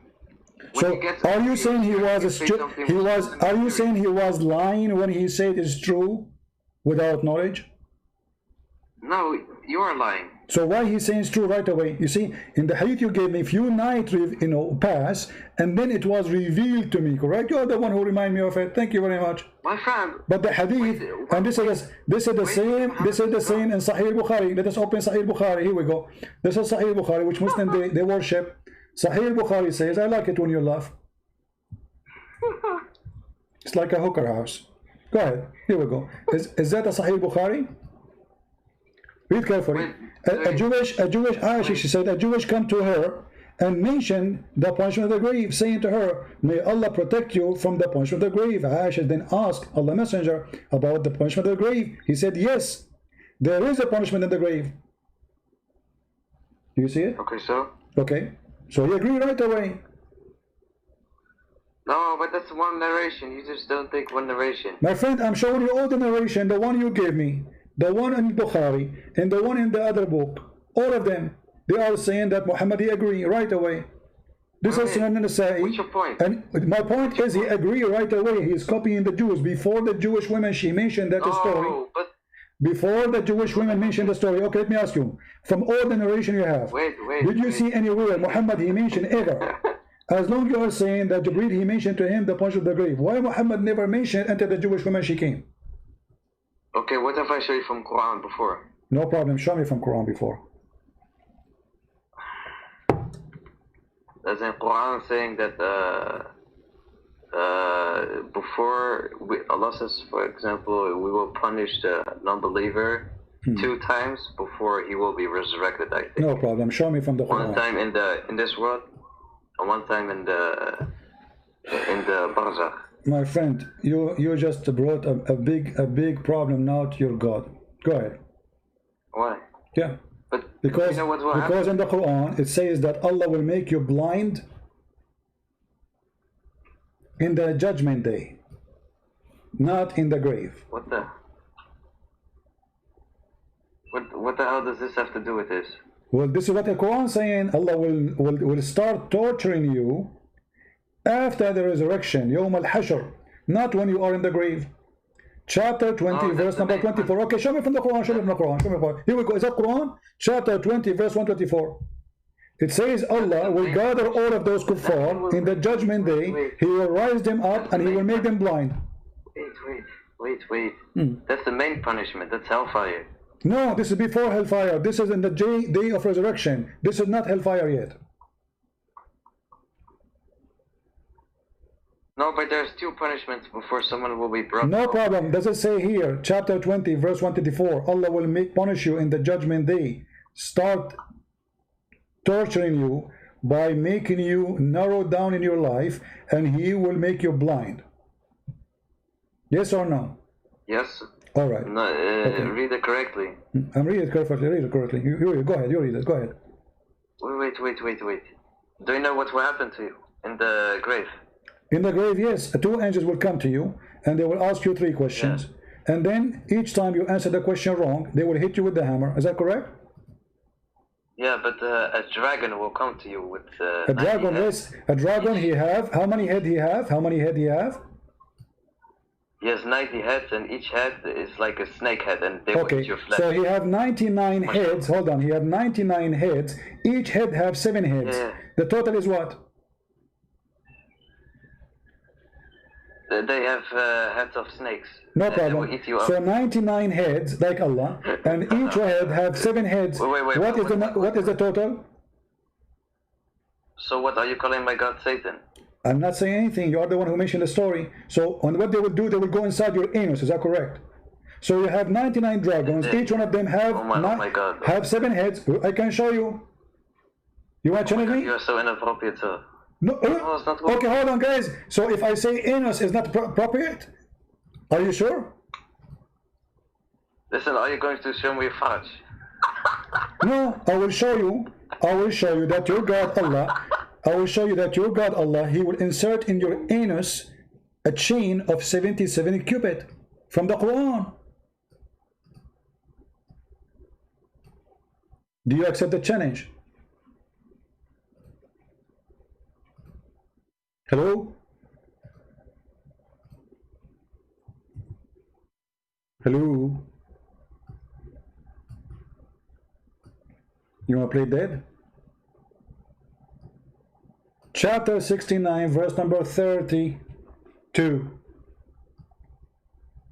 Furthermore, make him march in a chain. Stupid translation. What march in a chain? It says asliku. Insert in him. Where? In his anus. What happened to this guy? He died? Did he hang up? He hang up. Okay, we have another Muslim trying to call.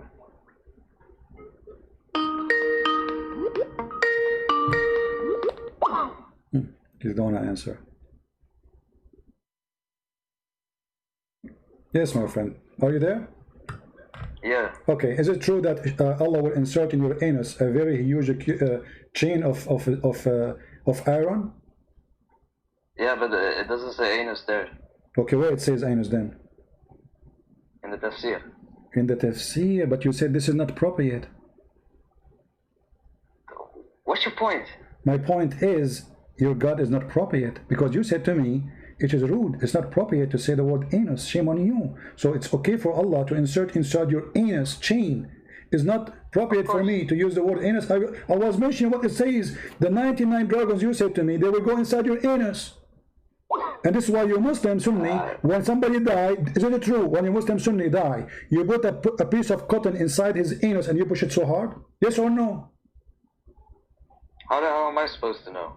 Well, you are not a Muslim Sunni? Yes, I am. But, okay, so okay, give me the reason why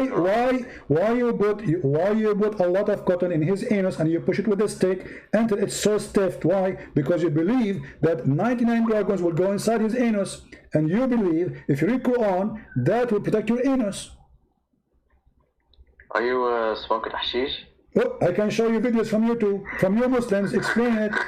Guys, there's a guy, he made a video, my friend. A Muslim Pakistani guy from Pakistan, he made a video about the punishment of the grave. You can watch it, and he said if you read Quran, that will protect you from the bomb.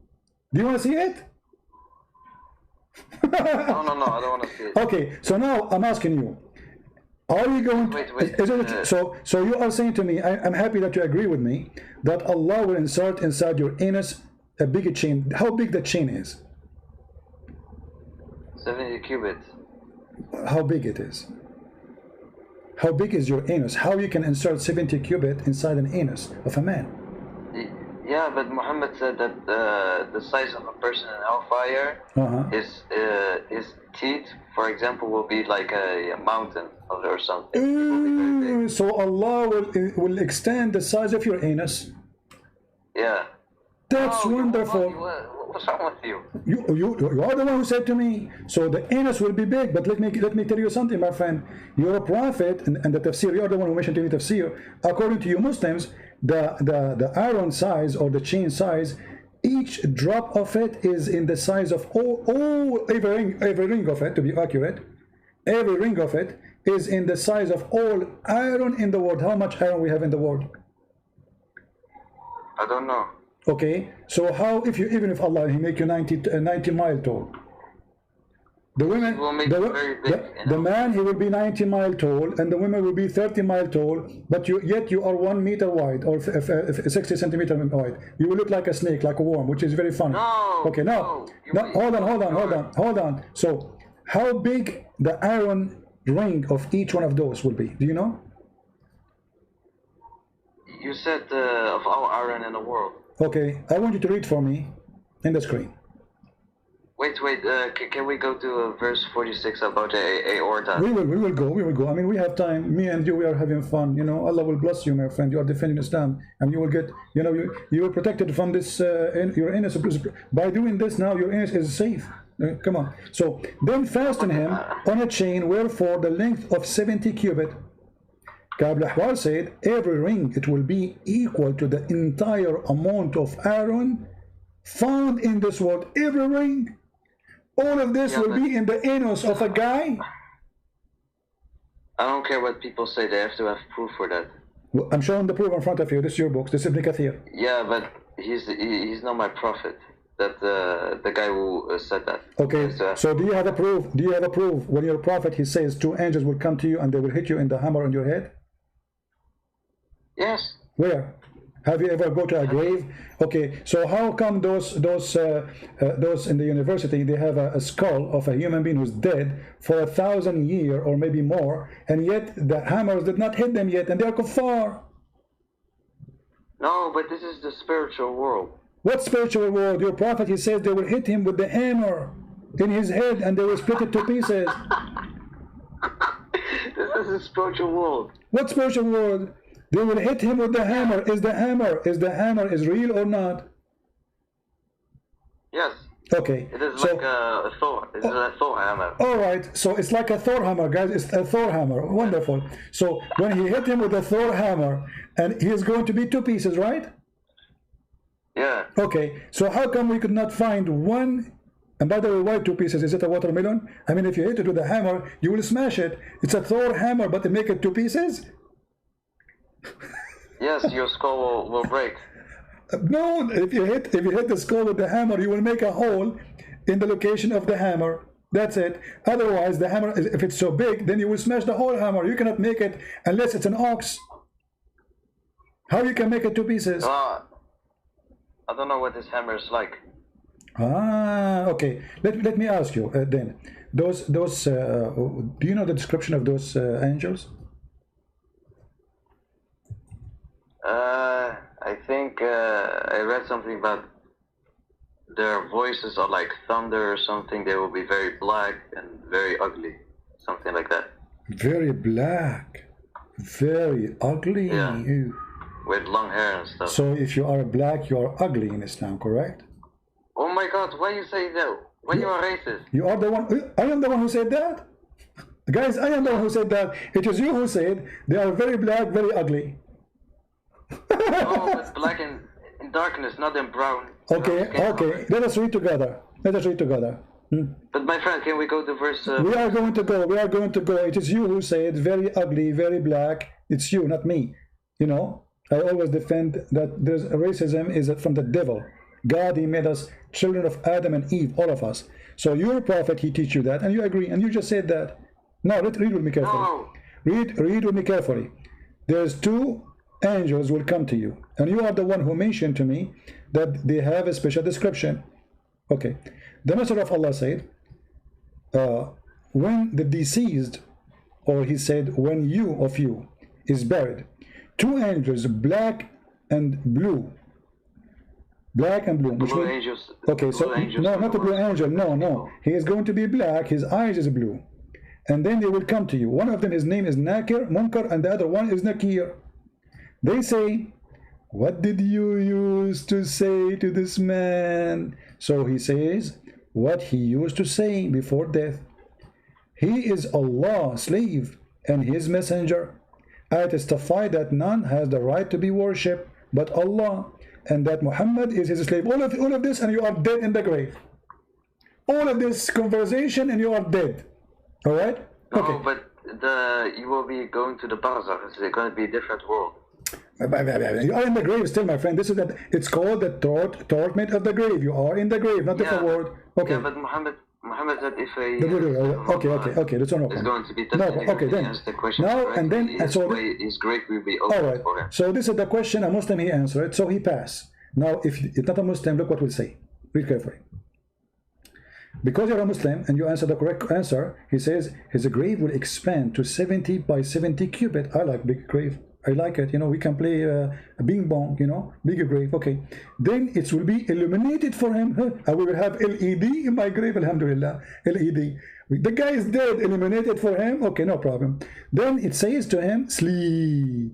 Sleep. The guy is dead. Sleep. So why it's illuminated if it's going to sleep anyway? Let it go. Then he said, can I return to my family? Inform them.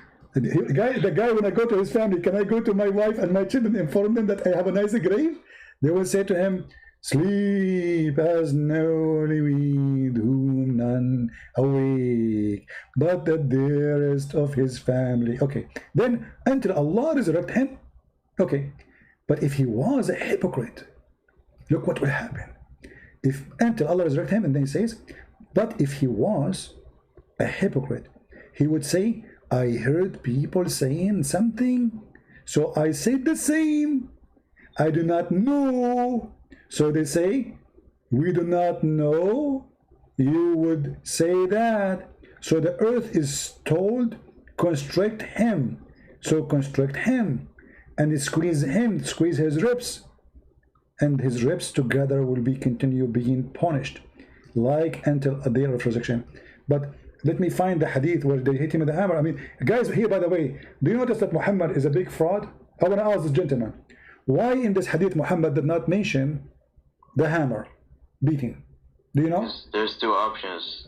Either a person will have a lot of punishments, or either a person will have a punishment. No. He mentioned everything. Guys, two options. He said there's two options. No, he said what will happen to the Muslim, what will happen to the. In the other hadith, Muhammad he mentioned two hammers. Wait, Habibi, wait. Allah said every person will be punished according to his sins. Some will be punished heavier, and some will be punished lightly. Okay, well, but he explained how. Yeah, but this is for some people, or one person will get all these punishments. So okay, but where is the hammer? What happened in this story to the hammer? Where I cannot find the hammer? I just explained. What's wrong? No. He said, if you are a hypocrite, listen carefully. If he was a hypocrite, he would say, those are the second part. There's two kinds of people, believer and the hypocrite. Okay, what will happen to them? Allah will do this. So how come in different hadith, Muhammad, he mentioned a hammer? Is that an addition? Yeah, but there's one hadith where Muhammad mentioned all these punishments together. Ah, that's what I'm saying. How come Muhammad, he don't mention the story repeatedly, twice correctly? He's a human being, he's not God. So Muhammad is not a God, he is a human being. So here he was misquoting what will happen. What are you talking about? Well, you just said to me he's a human being. As an answer for what? As an answer for not telling the truth, because this is not what will happen. No, Jibril told him all this information correctly. Okay, how come he don't see it? Here we go. Read carefully. Listen, my friend, In this hadith, in this hadith it says that Allah will bury you blind and dumb, and then He will place in the in a charge of him having sledgehammer. Sledgehammer. I like sledgehammer. My favorite tool is a sledgehammer. Trust me, I play with it. I love it. So angels, they are going to Home Depot, and they will bring a sledgehammer, and they will beat you in the grave. Do you agree with that? Yes. Yes, of course. Of course. Okay, so how come we don't find one infidel, his head is smashed by a sledgehammer? This is the spiritual world. This is the barzakh. My friend, what a special world. You are in the grave now. You are not in different place. Yeah, barzakh. What barzakh? What barzakh? You know what barzakh? What barzakh? Do you know what barzakh mean? Yeah, it's a barrier. Barrier. What barrier? What does that mean? My friend, you are a scholar. You should know this. Barzakh is a piece of... Listen, a barzakh is a piece of land between two water. Piece of land between two water. About? Yes, that's what barzakh mean. You don't know? No, but barzakh doesn't mean that. It's a okay, let's go to the Quran. Okay, oh, there we go. Yeah, we will... Listen. Barzakh is a Persian word. Ah, it's a Persian word. So why the Quran says we made the Quran pure Arabic? Because now, in the classical way, it was in Arabic, but in a modern way, we don't know. If you ask any Arab what barzakh mean, they don't know. Ah, but the Quran says that at that time, say this is a pure Arabic Quran. So you just admitted that this is not an Arabic word. Thank you very much. But here we notice. Hold on. Do you remember the Muslim, they make videos saying that the salty water and the fresh water, they don't mix? I don't care. Okay, between them, what is between them? A barzakh, correct? What barzakh is? A piece of land. My friend. So Muslims are lying again. Okay, so listen. So you are saying to me what we learned from you, that you're a prophet, he cannot repeat the story twice. Once he said they will hit him with the hammer. Other place he said different story. Muhammad, he learned that from the Jews. Your friend, he called us and he quote for us a story is coming from the Talmud. And all of you are Muslims, are helping us to prove that Muhammad is a fraud. Copying fiction stories from other religions. What's your point? My point. I just said my point. You have an answer? Muhammad is a thief, copying his stupid books. Okay, if I asked you about Zulqarnain, who is this guy Zulqarnain? Oh my God, can we please go to verse 46? I beg you, please. Verse 46? What 46? What chapter? Yeah, what chapter? 45, about the aorta. You said Muhammad is a false prophet because of that. Oh, okay. What do you want to talk about? Go ahead. Yeah, that verse is actually talking about the Judgment Day. Ah, about Judgment Day? Yeah, because it says, in the verse before it, says, Allah will order the angels to seize the non-believers, and verses after say, if Muhammad was a liar, then we would seize him, then, meaning the angels will seize him, then they will cut his aorta. Okay, so you are adding word now. I don't see the word angel. Do you see the word angels? Listen, my friend, go to the context. What context? I read the context. Go ahead. Show me the angels. Wait. Go a little bit above. Go to verse 30, okay. I think. Okay, here we go. I go to the, okay. But it says, we will seize him, then we will cut his aorta. Okay, and? So the angels will seize him. Who is the one who says we will? We will. Allah or the angels saying that? Allah said the word we means Allah and the angels. Okay, look what you just helped me with now.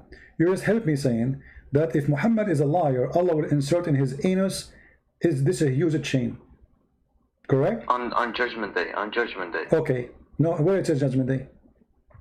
Listen, go to verse 30. Verse what? 30? Okay, here we go. This is this is verse 30. Okay.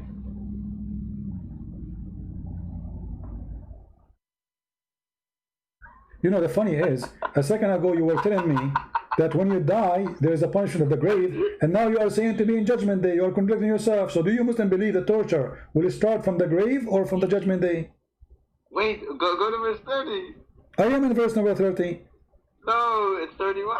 Okay, it says, seize him. Same in verse No, 45. it says take him and fatter him. Read the Arabic. What's wrong with you? خذوه فغلوه. Take him and handcuff him. Tie him up. It's a season. Read Arabic. Oh my God, why you lie? It's the same Arabic in verse 45. Seize him, then we will cut his aorta. Something the angels will do. Okay, what? You keep jumping like a monkey from place to place. You say to me 30, and then you say 35. What do you want? 35? Here we go. No, I did 30. What do you want? 30? Hey, I just read 30 for you. It says take him and fatter him. Yes.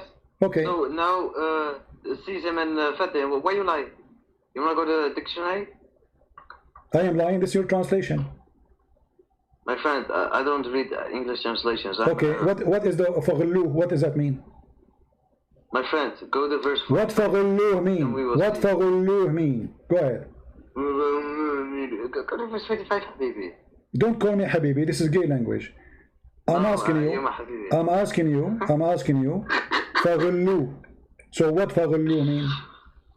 Go to the dictionary. Oh, here we go. One of us is a liar. The Muslim translate. It means to fatter him, to tie him up. My friend, this is the same in the verse 45. No problem. Which translation you accept? So, Okay, hold on. In front of everybody. my friend, I don't read What translation you accept? So all Muslim translation are lying?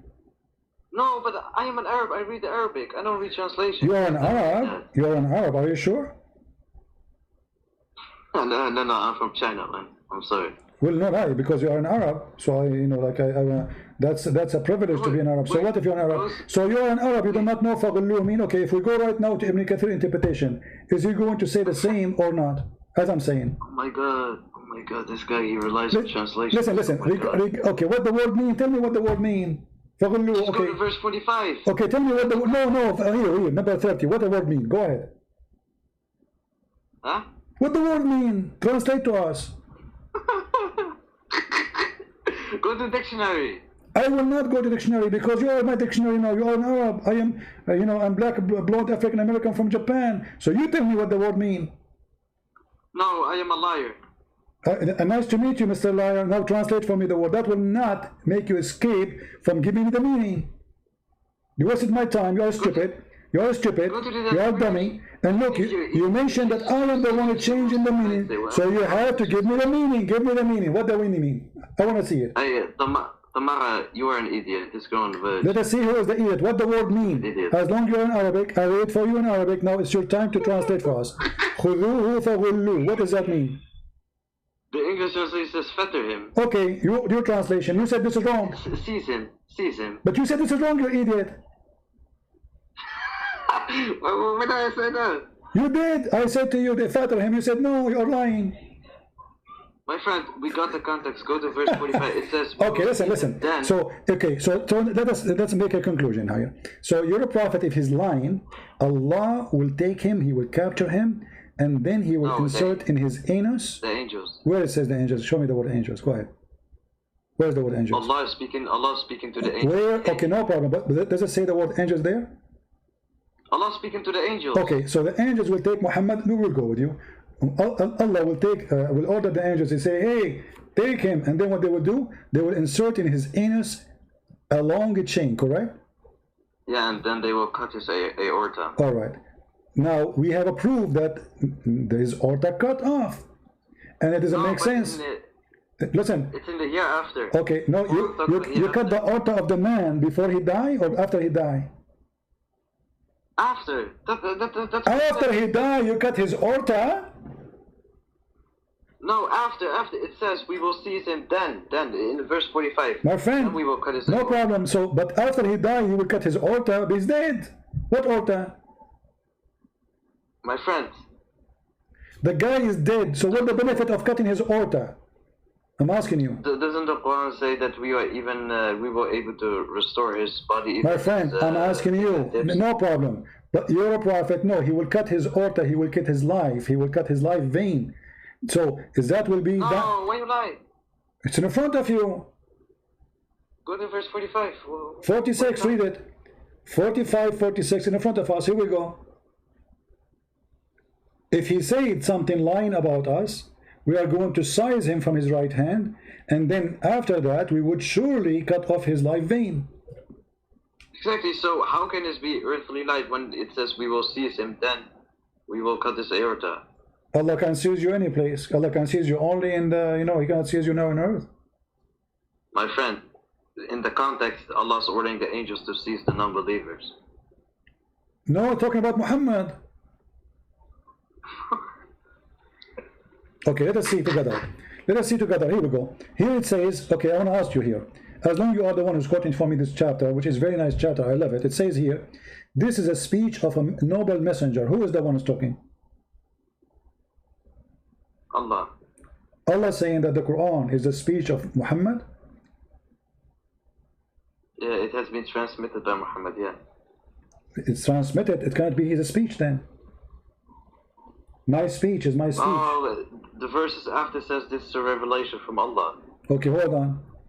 What revelation from Allah? It says this is a speech of a noble messenger. And then it says, it is not a speech of a poet. No problem, the word after, I'm reading it.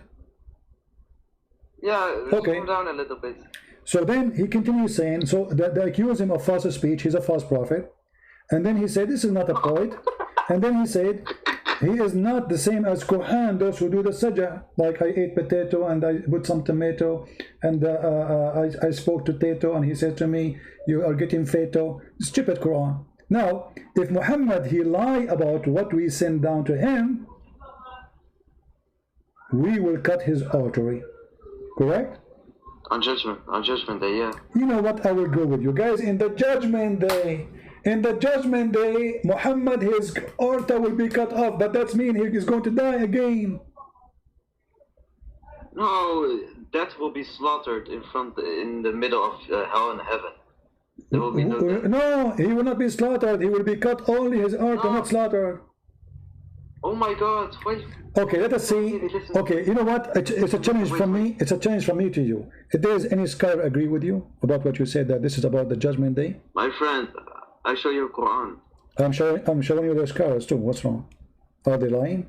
But who's more important, Allah or scholars? But how you get the interpretation you have? How come you are against all the scholars? Because it says we will seize him, and in the context it says the angels, Allah will order the angels to okay, well it says that he would do that to him in the judgment day to Muhammad. My friend, Muhammad says before judgment day, 30 false prophets will appear, but he never said that on the earthly life the aorta will be cut. Okay, let's see. We go to the hadith. No, don't change topic. Oh, hold on, we want to change topic. You're a prophet, he said, that because of the poison he ate in Khaybar, he feel as my aorta is being cut off. Okay. Actually, it doesn't say as, it says وجدت انقطاع أبهري من ذلك السم. So there's no as. I find that my aorta is being cut off because of that poison. There's no as. So now, is that in judgment day will happen or when you are alive? On judgment day. So how come it happened to Muhammad when he's alive? It doesn't matter. The Quran is saying on judgment day. Oh, so Muhammad is lying here? My friend, look what you were... Well, I'm asking you, Muhammad, he said that his aorta is being cut off because of the poison. Is Muhammad lying?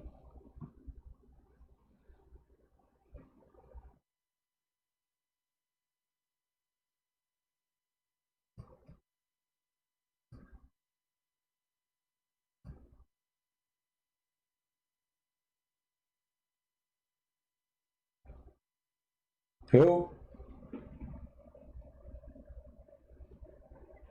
Did he hang up? He hang up. Ta-da, ta-da, ta-da. Ta-da, ta-da, ta-da, yeah. Actually, I was going to go more. The Muslim, he posed for us a video about the rabbi, and I was going to play the rabbi because the rabbi in his video, he said that Muhammad is a fraud. I mean, Muslim, they want to prove to us that the Jews and the Muslims, they have one God. They got me a stupid rabbi saying that we have Jews and Muslims, they have the same God. I can show you even Christian priests, they're saying the same. But he can't prove it. Did he quote anything from the Old Testament? No.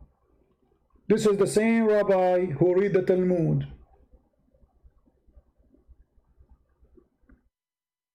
And not only that, he said Muhammad, he changed a lot, he is a fabricator, he is a liar. So you are quoting for me a rabbi who's saying that your prophet is a fraud to prove to me that we have the same God. Stupid.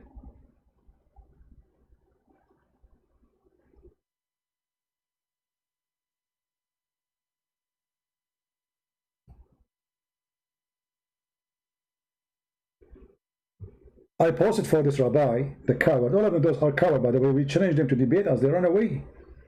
Do you remember this guy? This potato? To weave a singer? Do you remember him? How many times I made videos for him? I challenged him to debate me, the coward. He ran away, potato.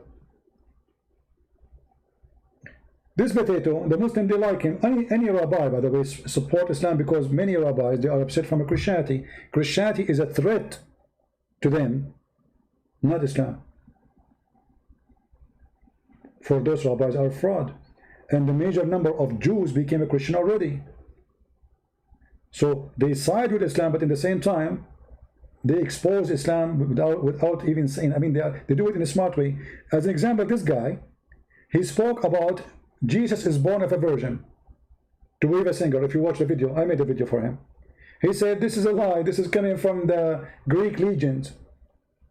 By saying that, he admitted that he agreed that Muhammad is a fraud. But if you ask him about Muhammad, he say, yeah, he's a prophet. He's a rabbi too.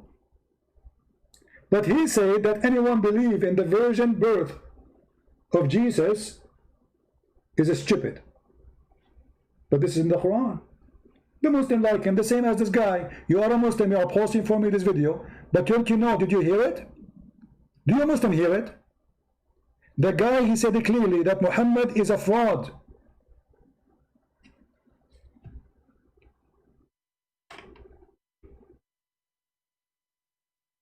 Or you hear only a part you like, and you ignore the part you like.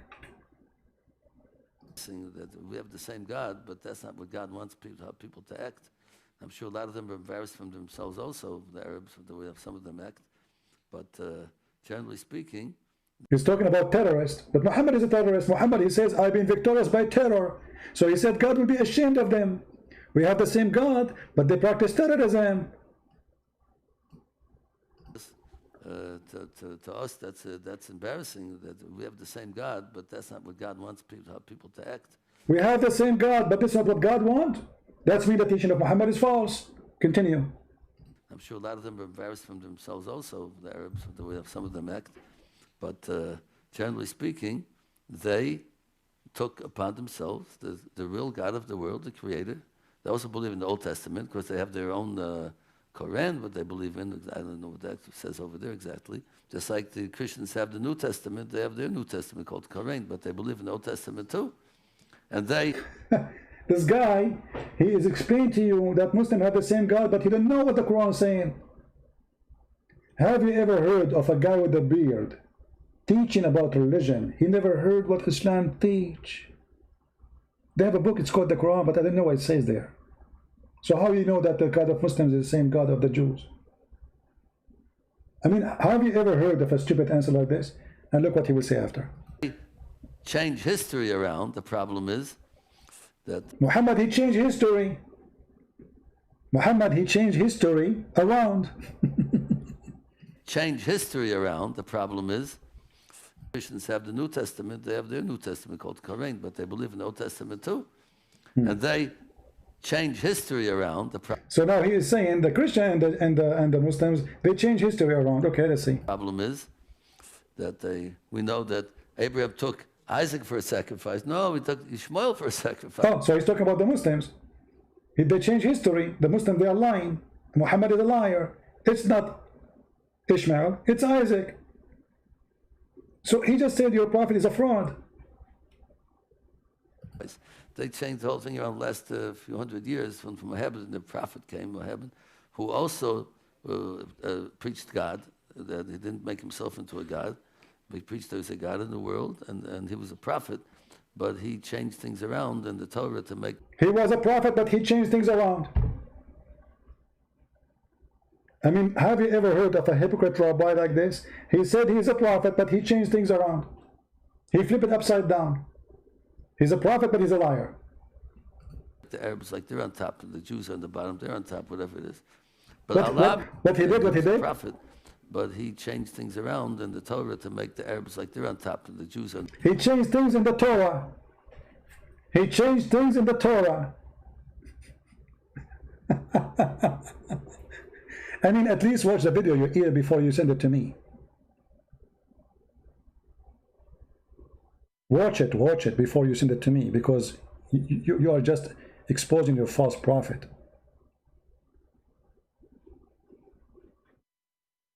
And actually, I guarantee you now, after the Emirate, they sign a peace agreement with Israel, you will find more rabbis saying we and the Muslims are the same. Just wait. Already, Benjamin Netanyahu, he said, all of us, we are from Abraham. Actually, that the agreement with Emirate, it's called Abrahamic agreement. Abrahamic. And here, by the way, I want to remember something. I was talking to someone about Arab and native Arab, what Arab mean. Arab is not an ethnic group. Arab is a word mean desert. Whoever live in the desert, they call him Arab. Who called them? The Aramaic. It's not the Arab call themselves Arab. It is the Aramaic called them Arab. So whoever live in the desert, he is Arabian. You see in some translation they say in the desert of Arabia. The fact the word Arabia itself is a desert. You don't need to add the word desert. The word Arabia, it's a desert. So when we say Arab, Arab are not an ethnic. Whoever live in the desert, he is considered as an Arab, which means a Bedouin. If you go to the Quran, you will find this. And the Quran is copying as usual from the Aramaic.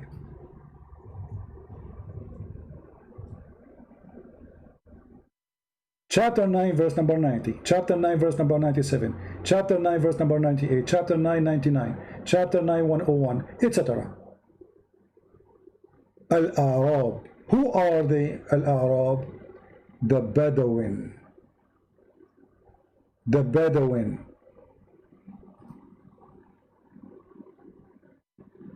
You see, it says the desert Arab. Who? The desert. People of the desert. We have a Muslim, look like it, maybe. Hello? Hello? I'll rip your head off and shit down your neck. Well, thank you for giving me your last name. Stupid people. So the word Arab is not an ethnic. This is why if you look in the Middle East, you will see some people, they call themselves Arab, but they are blonde. They have blue eyes, green eyes. How those are Arab? How somebody from Yemen is an Arab, someone from Egypt is an Arab, someone from Saudi is an Arab, and none of them look anything to do with each other. Most of those who live in Arabia today, they are coming from India.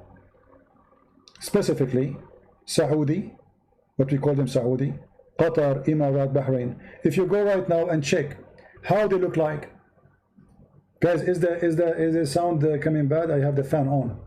Is it bad? Tell me if the sound is bad.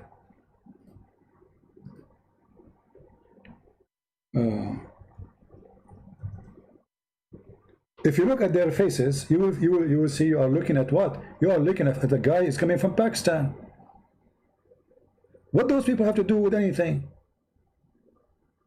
If you look at each one of them, you will not find a single one of them match anyone else from other nations, from those who call themselves Arab. This is the Prince of Qatar. This guy is from Pakistan. And for those who do not know, Pakistan is just across the corner. If you go right now to the map, you will see there's a very small, tiny space in the sea between them and Pakistan, which was used to be India before. This is where the black stone is coming. This is where the Kaaba is coming. This is why Muslims, they wear like the Hindus. They have a sheet. They show one shoulder. They shave their head. They wear a sandal. This is all is a Hindu practice. Those Arabian clothes, they've been created long after. They used to dress, actually, if you go right now and check the history or the culture clothes for Emirat, Bahrain, Qatar, you will see they wear a skirt. Skirt, like the Indian. A towel.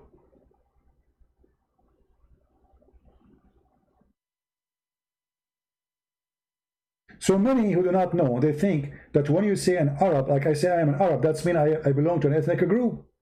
Arab have nothing to do to any ethnic. Arab is a word originally mean those who live in the desert, later became anyone who speak Arabic. His native language is Arabic, mean the first language you are born to speak when you are born. What language is native. Doesn't matter what language you speak.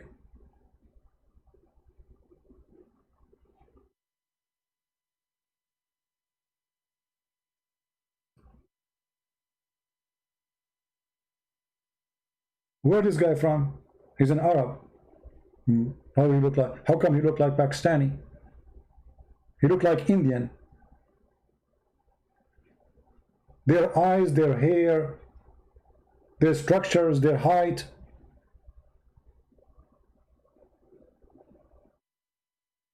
If we compare him to the different president, let us see. How they call them Arab, all of them they call Arab. If you look at the president of Egypt or any, all of them, they look different.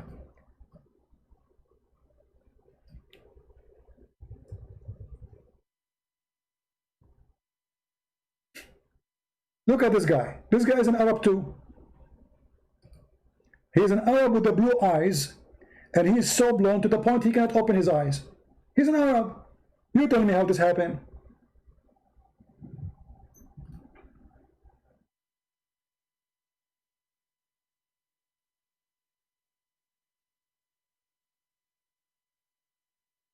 Arab is not a nation. Mimi Hijab, he called himself an Arab, but this guy is an Egyptian. What the Egyptian have to do with the Arab? People of the desert. This is Africa. The word Arab is mentioned for people of the desert who live in Asia, not in Africa.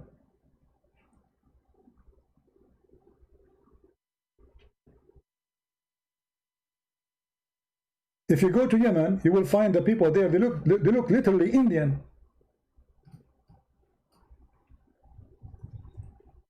And because they are mixed with other nations for a long time, so let us say their color a little bit changed. But they are literally look like Indian. Those are people of Yemen.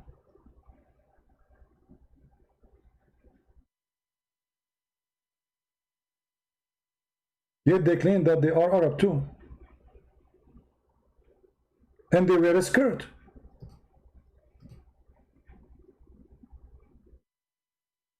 Let me show you if I can find some traditional clothes.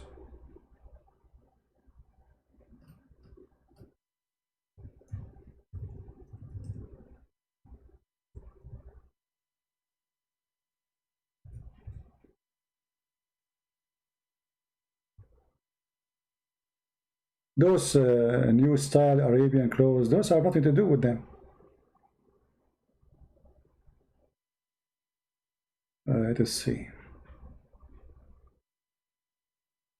I don't know what they call them really to find the traditional.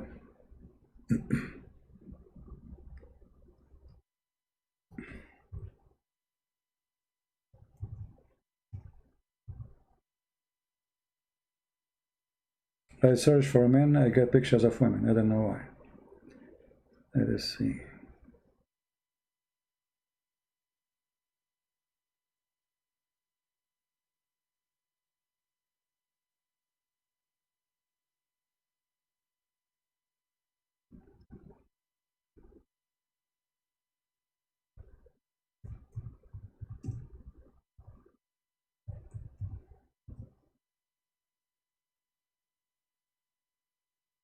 I search for a skirt, I get women skirt. I need to find, I don't know what the name they call it in Yemeni language to find it.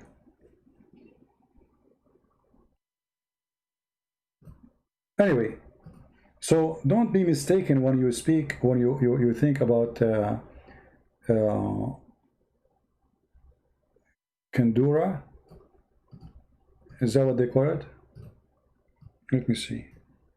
What Kandura? I don't know really what they call it.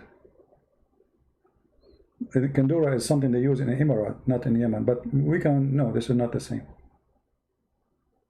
No.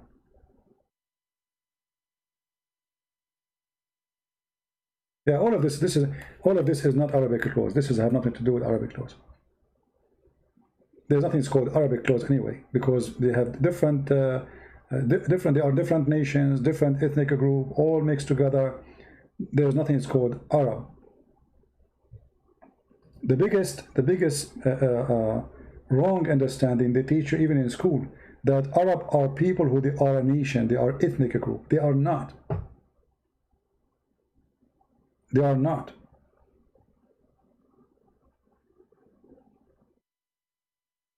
Anyway, so when the Quran says the Arab, they are the Bedouin, that is inaccurate. They are the Bedouin. Anyone is a Bedouin, he is an Arab.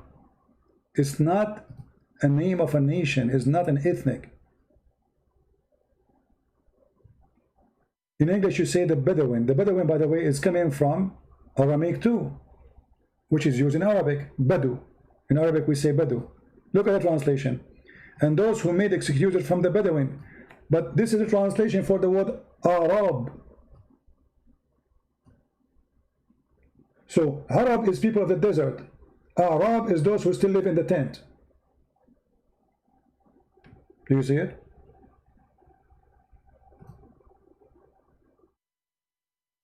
Are you a Bedouin? No, I'm black, blonde, African American from Japan. Who cares where I'm from? That's not important. So don't make them fool you about something called Arab. Arab is not an ethnic. It's mixed with tons of, you know, remember that area occupied by the Roman, occupied by the Persian, occupied, I mean, how you can have an ethnic group in that area? In the Middle East, how you can be a person belong to any ethnic? The only one who, let us say, did their best to preserve their ethnic group is the Jews. Why? Because they don't allow mixing with others, marrying from others. Even if a woman, if they have a child, he's coming from a man, he is not approved, they don't recognize the person to preserve their ethnic group. And just to give you an example about how people, they fool each other. If you remember that Moshe, he did marry a Bedouin woman. Is that correct? Did Moshe marry a Bedouin woman? Yes, he did. Is his kids are Arab? They say no. Correct? So why the kids are not Arab? Because simply those are not an ethnic. This is not the word Arab. It means Bedouin. Desert people. His kids belong to him, so they are Jews.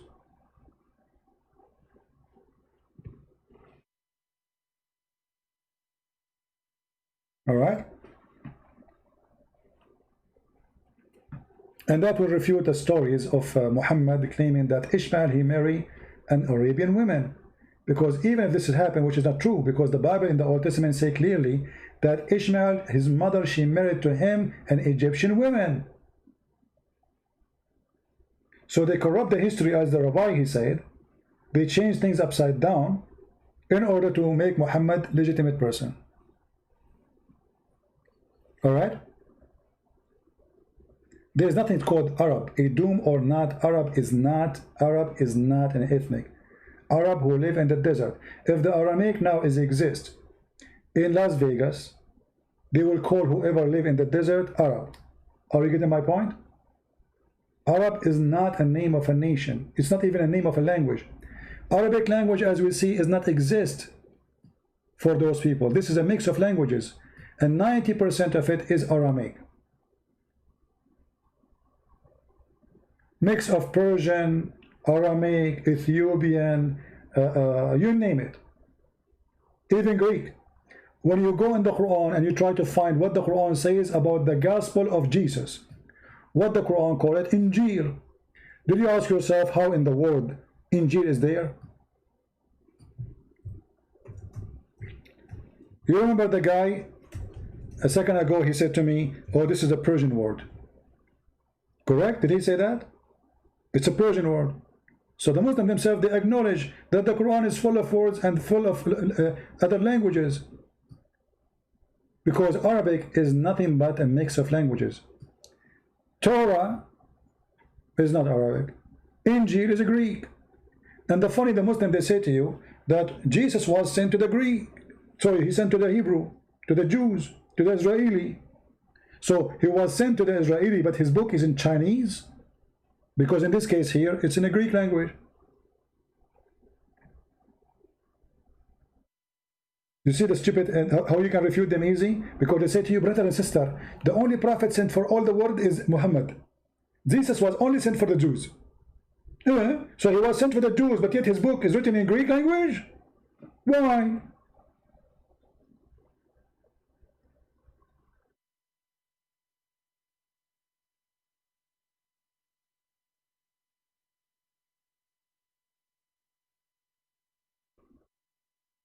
If an Arab is not ethnic, where you come from, you know, I can't talk about myself from now until tomorrow to tell you where I'm coming from. But the Arab themselves are a mix of others, which mean Bedouin tribes coming from different nations, move from place to place. This is why they are Bedouin. This is why it's hard even to trace where they're coming from. They go where the grass go. If you go right now to Iraq, you will find that more than 80% of the population are desert people, tribe. But those are not the Iraqi. The real Iraqi is the Assyrian, Babylon, and the Chaldean. Those are the real people of Iraq. Abraham himself is from there. But when the Muslims occupied that land, all the Bedouin in the desert, they went because there's a grass. There's water. So they move. They're Bedouin. They don't have houses. They carry their tent and they go. The Arab, not only they went there, the people of the desert, which is not one nation as we showed you, they went all over the place. They went all the way to India. They went all the way to China.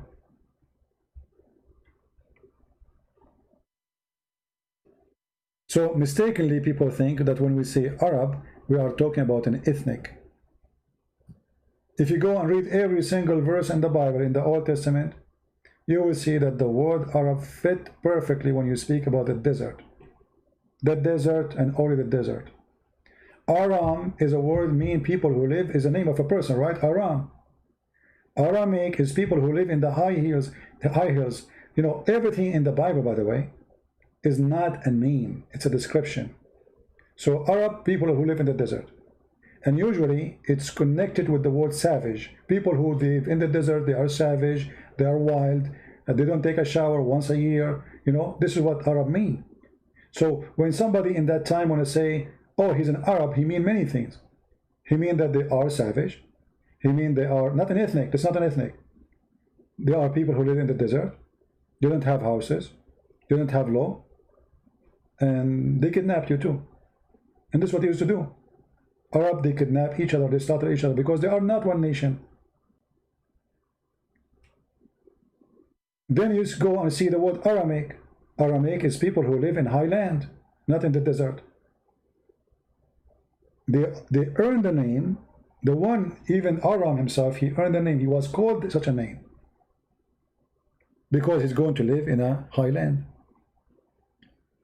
Every name you find in the Old Testament, even in the New Testament, have a story. It's a statement. It's a phrase. It's an announcement. You remember we showed you a video about secret code in the book of Genesis 5?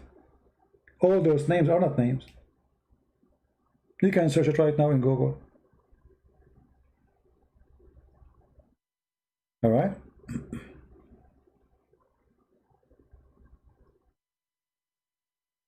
Yeah, you know, the Muslim now, I mean, they try to make the Nabatean are the same as them. You know, those are people of the desert, but they are not, it's not an ethnic. This is why they have different language. They have different language. If you go and read the Nabatean, it's not an Arabic. If you go and read, you go right now and search for the temple of Al-Makkah.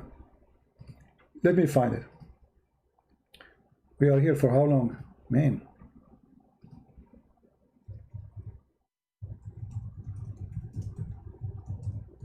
If you go to the temple of Al-Makkah, you will find that the language there is not Arabic. But they claim that Yemen is the source of the Arab. How come the language there is not Arabic then in the temple? That means those who build the temple have nothing to do with this language and those ethnic group. And actually, the word Mecca itself is coming from the temple of Al-Makkah.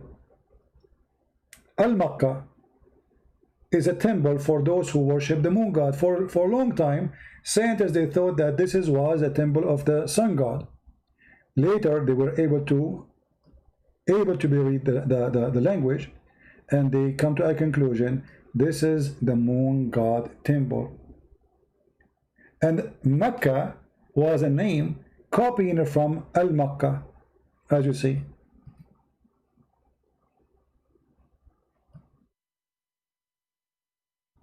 Makkah, in the language of Yemen, they make the letter Ka as Qa. Everyone knows that. Makkah.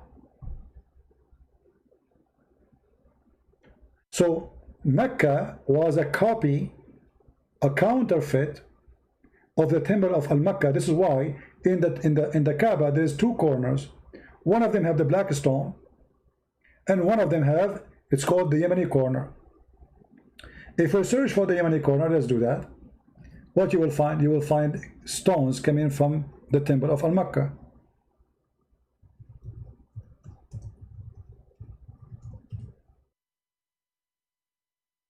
Let us show you the stones. So what they do, what the Arab did, or those people who live in the city, this small town, they build those desert people. It's a business. They took stones from the temple of Al-Makkah to make to make this place holy. Why you want to go all the way to the temple of Al-Makkah to touch the stones there and pray in front of them? We'll bring you some stones right away. We put them here, and here we go. You can't touch them here. If you look with me carefully, this is it's called until now the Yemeni corner. They say to you it's facing Yemen. What's facing Yemen? For it having stones from Al-Makkah temple. If you look with me, you will notice that the stones there, they don't match with the color of the other stones. Correct? Do they match? No, they don't. Look. They don't match. They are different color.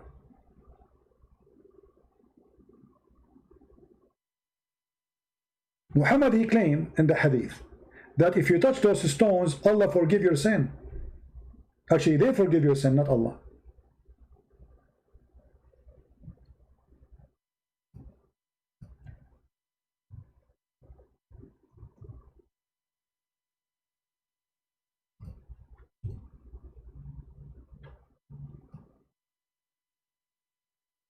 Let us see.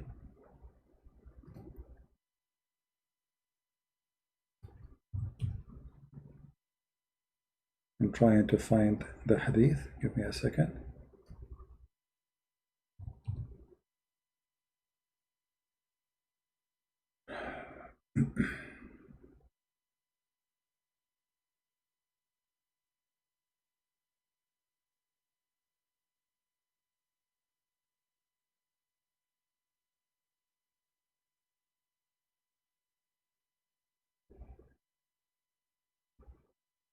You see, all those hadith, they are saying the same, that Muhammad was touching the black stone in the Yemeni corner, but we want to show you where it says that it's going to erase your sin.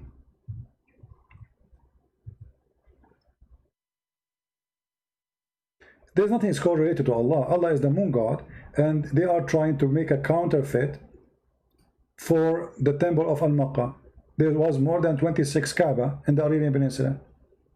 This is not the first one. Let us see. Here we go. Look at this. A person said to Abu Abdul Rahman, "Why do I only see you touching these two corners?" He said, "I heard the Messenger of Allah says, touching them erase sin." Yeah, the Hajar al-Aswad, it's a meteor. You see? In order to understand why the Arab, they worship stones, you have to go back a little bit in history even during the time of Muhammad. As an example, this hadith here says that we used to worship stones. Read carefully. Used what? This is a new Muslim. He just converted to Islam. Muhammad is a prophet now, supposedly. He took over. We used to worship stones. And when we found a better stone than the first one, we would throw the first one and take the better. But if we could not get a stone, then we would collect some earth, which means dirt, and then bring a sheep and milk sheep over it and perform tawaf around it. So this is what the Arabs do. They worship stones. And the Kaaba was just a movement of, you don't need to go to Las Vegas, we have a slot machine for gambling here.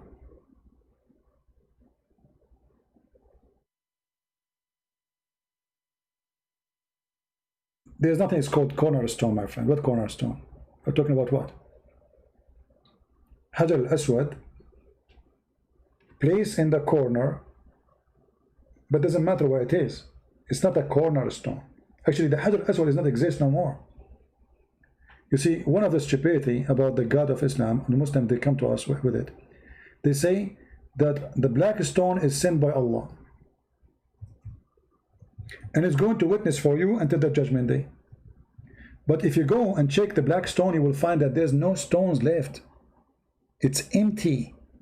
What you see there inside is wax. You see this black thing? This is not a stone, this is wax. The black stone is demolished. Al-Qurmuti, he took it, he made it a poop stone for more than 21 years. He destroyed the Kaaba, he screamed to Allah, says, where are you, Allah? Huh? Coward, liar, there's no Allah. He took the black stone, and the Muslim, in order to get the black stone back, they bribed him. And what he gave him, he gave them this. He gave them little tiny pieces of stones. And there's no proof that this is from the black stone anyway. So look what we have now. Do you see the little rocks inside? And this is a proof of Islam again to be false. Because if Allah is the one who sent the black stone, how come Allah did not preserve the black stone? Where is the black stone? Do you see it? God, do you see the arrows? Do you see the arrows? I'm trying to zoom in. Do you see the arrows? Those are little tiny rocks inside the wax. Here somebody highlight them for you. Do you see it? There's no black stone. So Allah, he sent the stone and then he could not preserve it. And now every week they have to do maintenance to those stones. That's why they have a policeman next to it, because they want to be sure nobody can block it out and steal them. So they do maintenance by doing waxing. You can watch on YouTube. Go search right now, black stone maintenance Kaaba. Allah cannot do maintenance to his black stone. We need a guy coming from Pakistan. They mix a very high expensive smell, nice smell wax with the amber and etc. And they melt it around the black stone or those stones.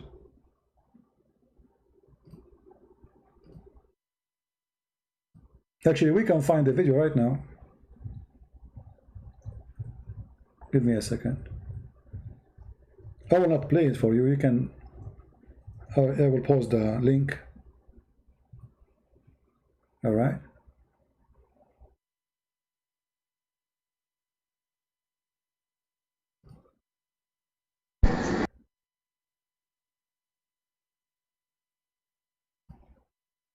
Let me post the link for you. This is a very short link, but you can, in there you will find many videos. Here we go. They are fixing the black stone by wax. Allah cannot fix the black stone. We have to wax it, fix it. Here you will see this guy. Here we go. He is working with the black stone to fix it. They melt things, you see.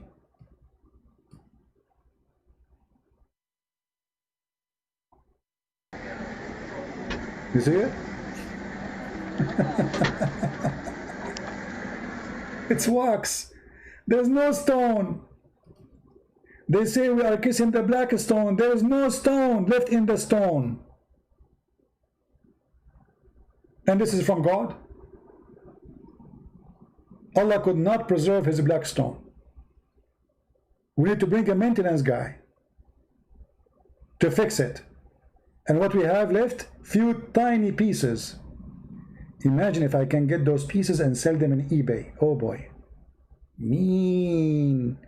I will sell them maybe like for 10 billion. Trust me, they will pay for them. They are holy stone of Allah, brother. The Kaaba without those stone full of rocks is not holy. We need holy stone. And yet they call us pagan. They call us what? Pagan.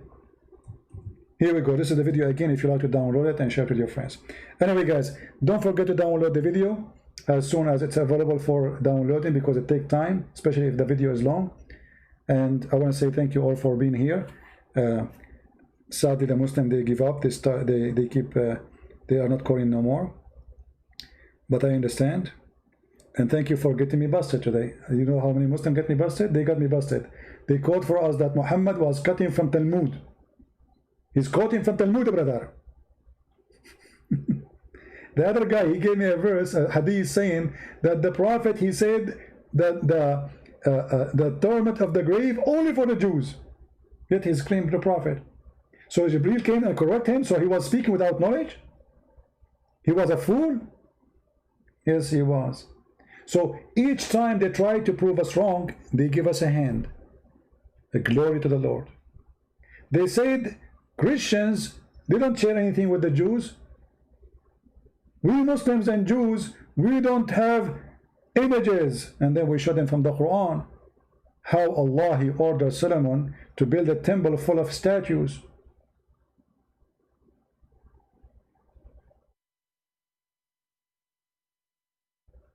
Everything they said, we got them busted with it. So when the video is ready, download it, share it with your friends, and until we see you soon again, I pray to the Lord. You know, we pray to the Muslims, you know, to be saved too. We pray for all of us to be saved from the devil, from his deception. Be aware, be vigilant, and don't be naive. Don't be naive. Don't take what they say to you, even in schools. Most of our history is corrupt history.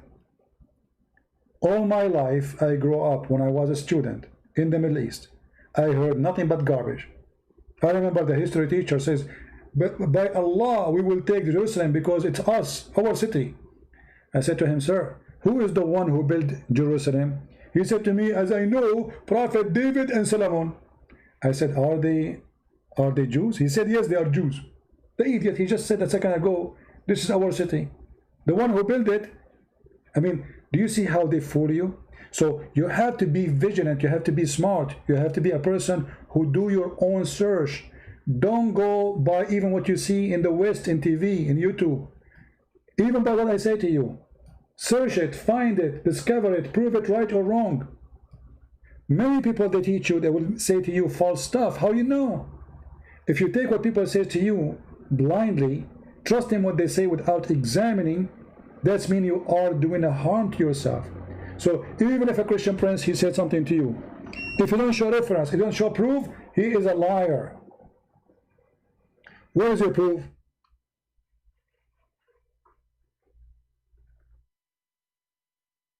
Show us the proof, and then we will believe you.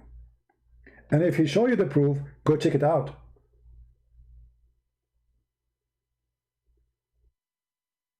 The Lord, he said, not everyone says to me, Lord, Lord, will enter the kingdom of my Father, but the one who do his will.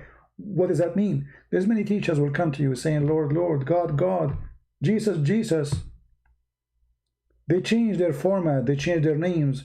They are the same as wolves who come to you in the clothes of a sheep, but they are wolves. So, are we going to follow whoever says to us, Lord, Lord? No. From their fruit you shall know them. And the Bible says, anyone who brings other scriptures other than this, he is from the devil. He's satanic. We don't have other scriptures. And we have no better than Jesus. Actually, even Muhammad, the faithful Muhammad himself, he could not claim to be a prophet without using the name of Christ, because he knew how good it is. When somebody want to poison you, he put poison in your favorite dish. And this is what Muhammad he did. You love Jesus? Oh, I believe in Jesus. Oh, you believe Mary is virgin? Oh yeah, I believe in Mary is virgin. Just follow me. Satan, he try always his best. What do you like? He try everything. Sex, gambling, drinking, cheating. It doesn't work with you? We come to you from the door of God. You are religious? No problem. I will come to you from the door of God. He will try to fool you as a teacher who is a wolf, but he come to you in the clothes of a sheep. We've been warned. We've been taught. We've been told. If you are a fool, that's your problem. And if a fool like Muhammad can fool you, how fool are you, my friend? As you see, this guy, he cannot even stand an examination for 2 seconds. The Muslims, they tremble to explain the Prophet's stupidity. Thank you all for being here. May the Lord bless you. I'm so glad to have you all. Tell me if you think it's good to make other time schedule, because I'm thinking to keep it the same way as now, you know, so we can get more and more people, but I might do it in some other time too, if other people from other location, territory, they like me to do some broadcast. Thank you very much. God bless you. Christ is Lord. Islam is false. And see you soon again. This is your Christian Prince, brother, humbly was with you, serving you, searching and sharing the truth. And may the Lord bless us all. Thank you.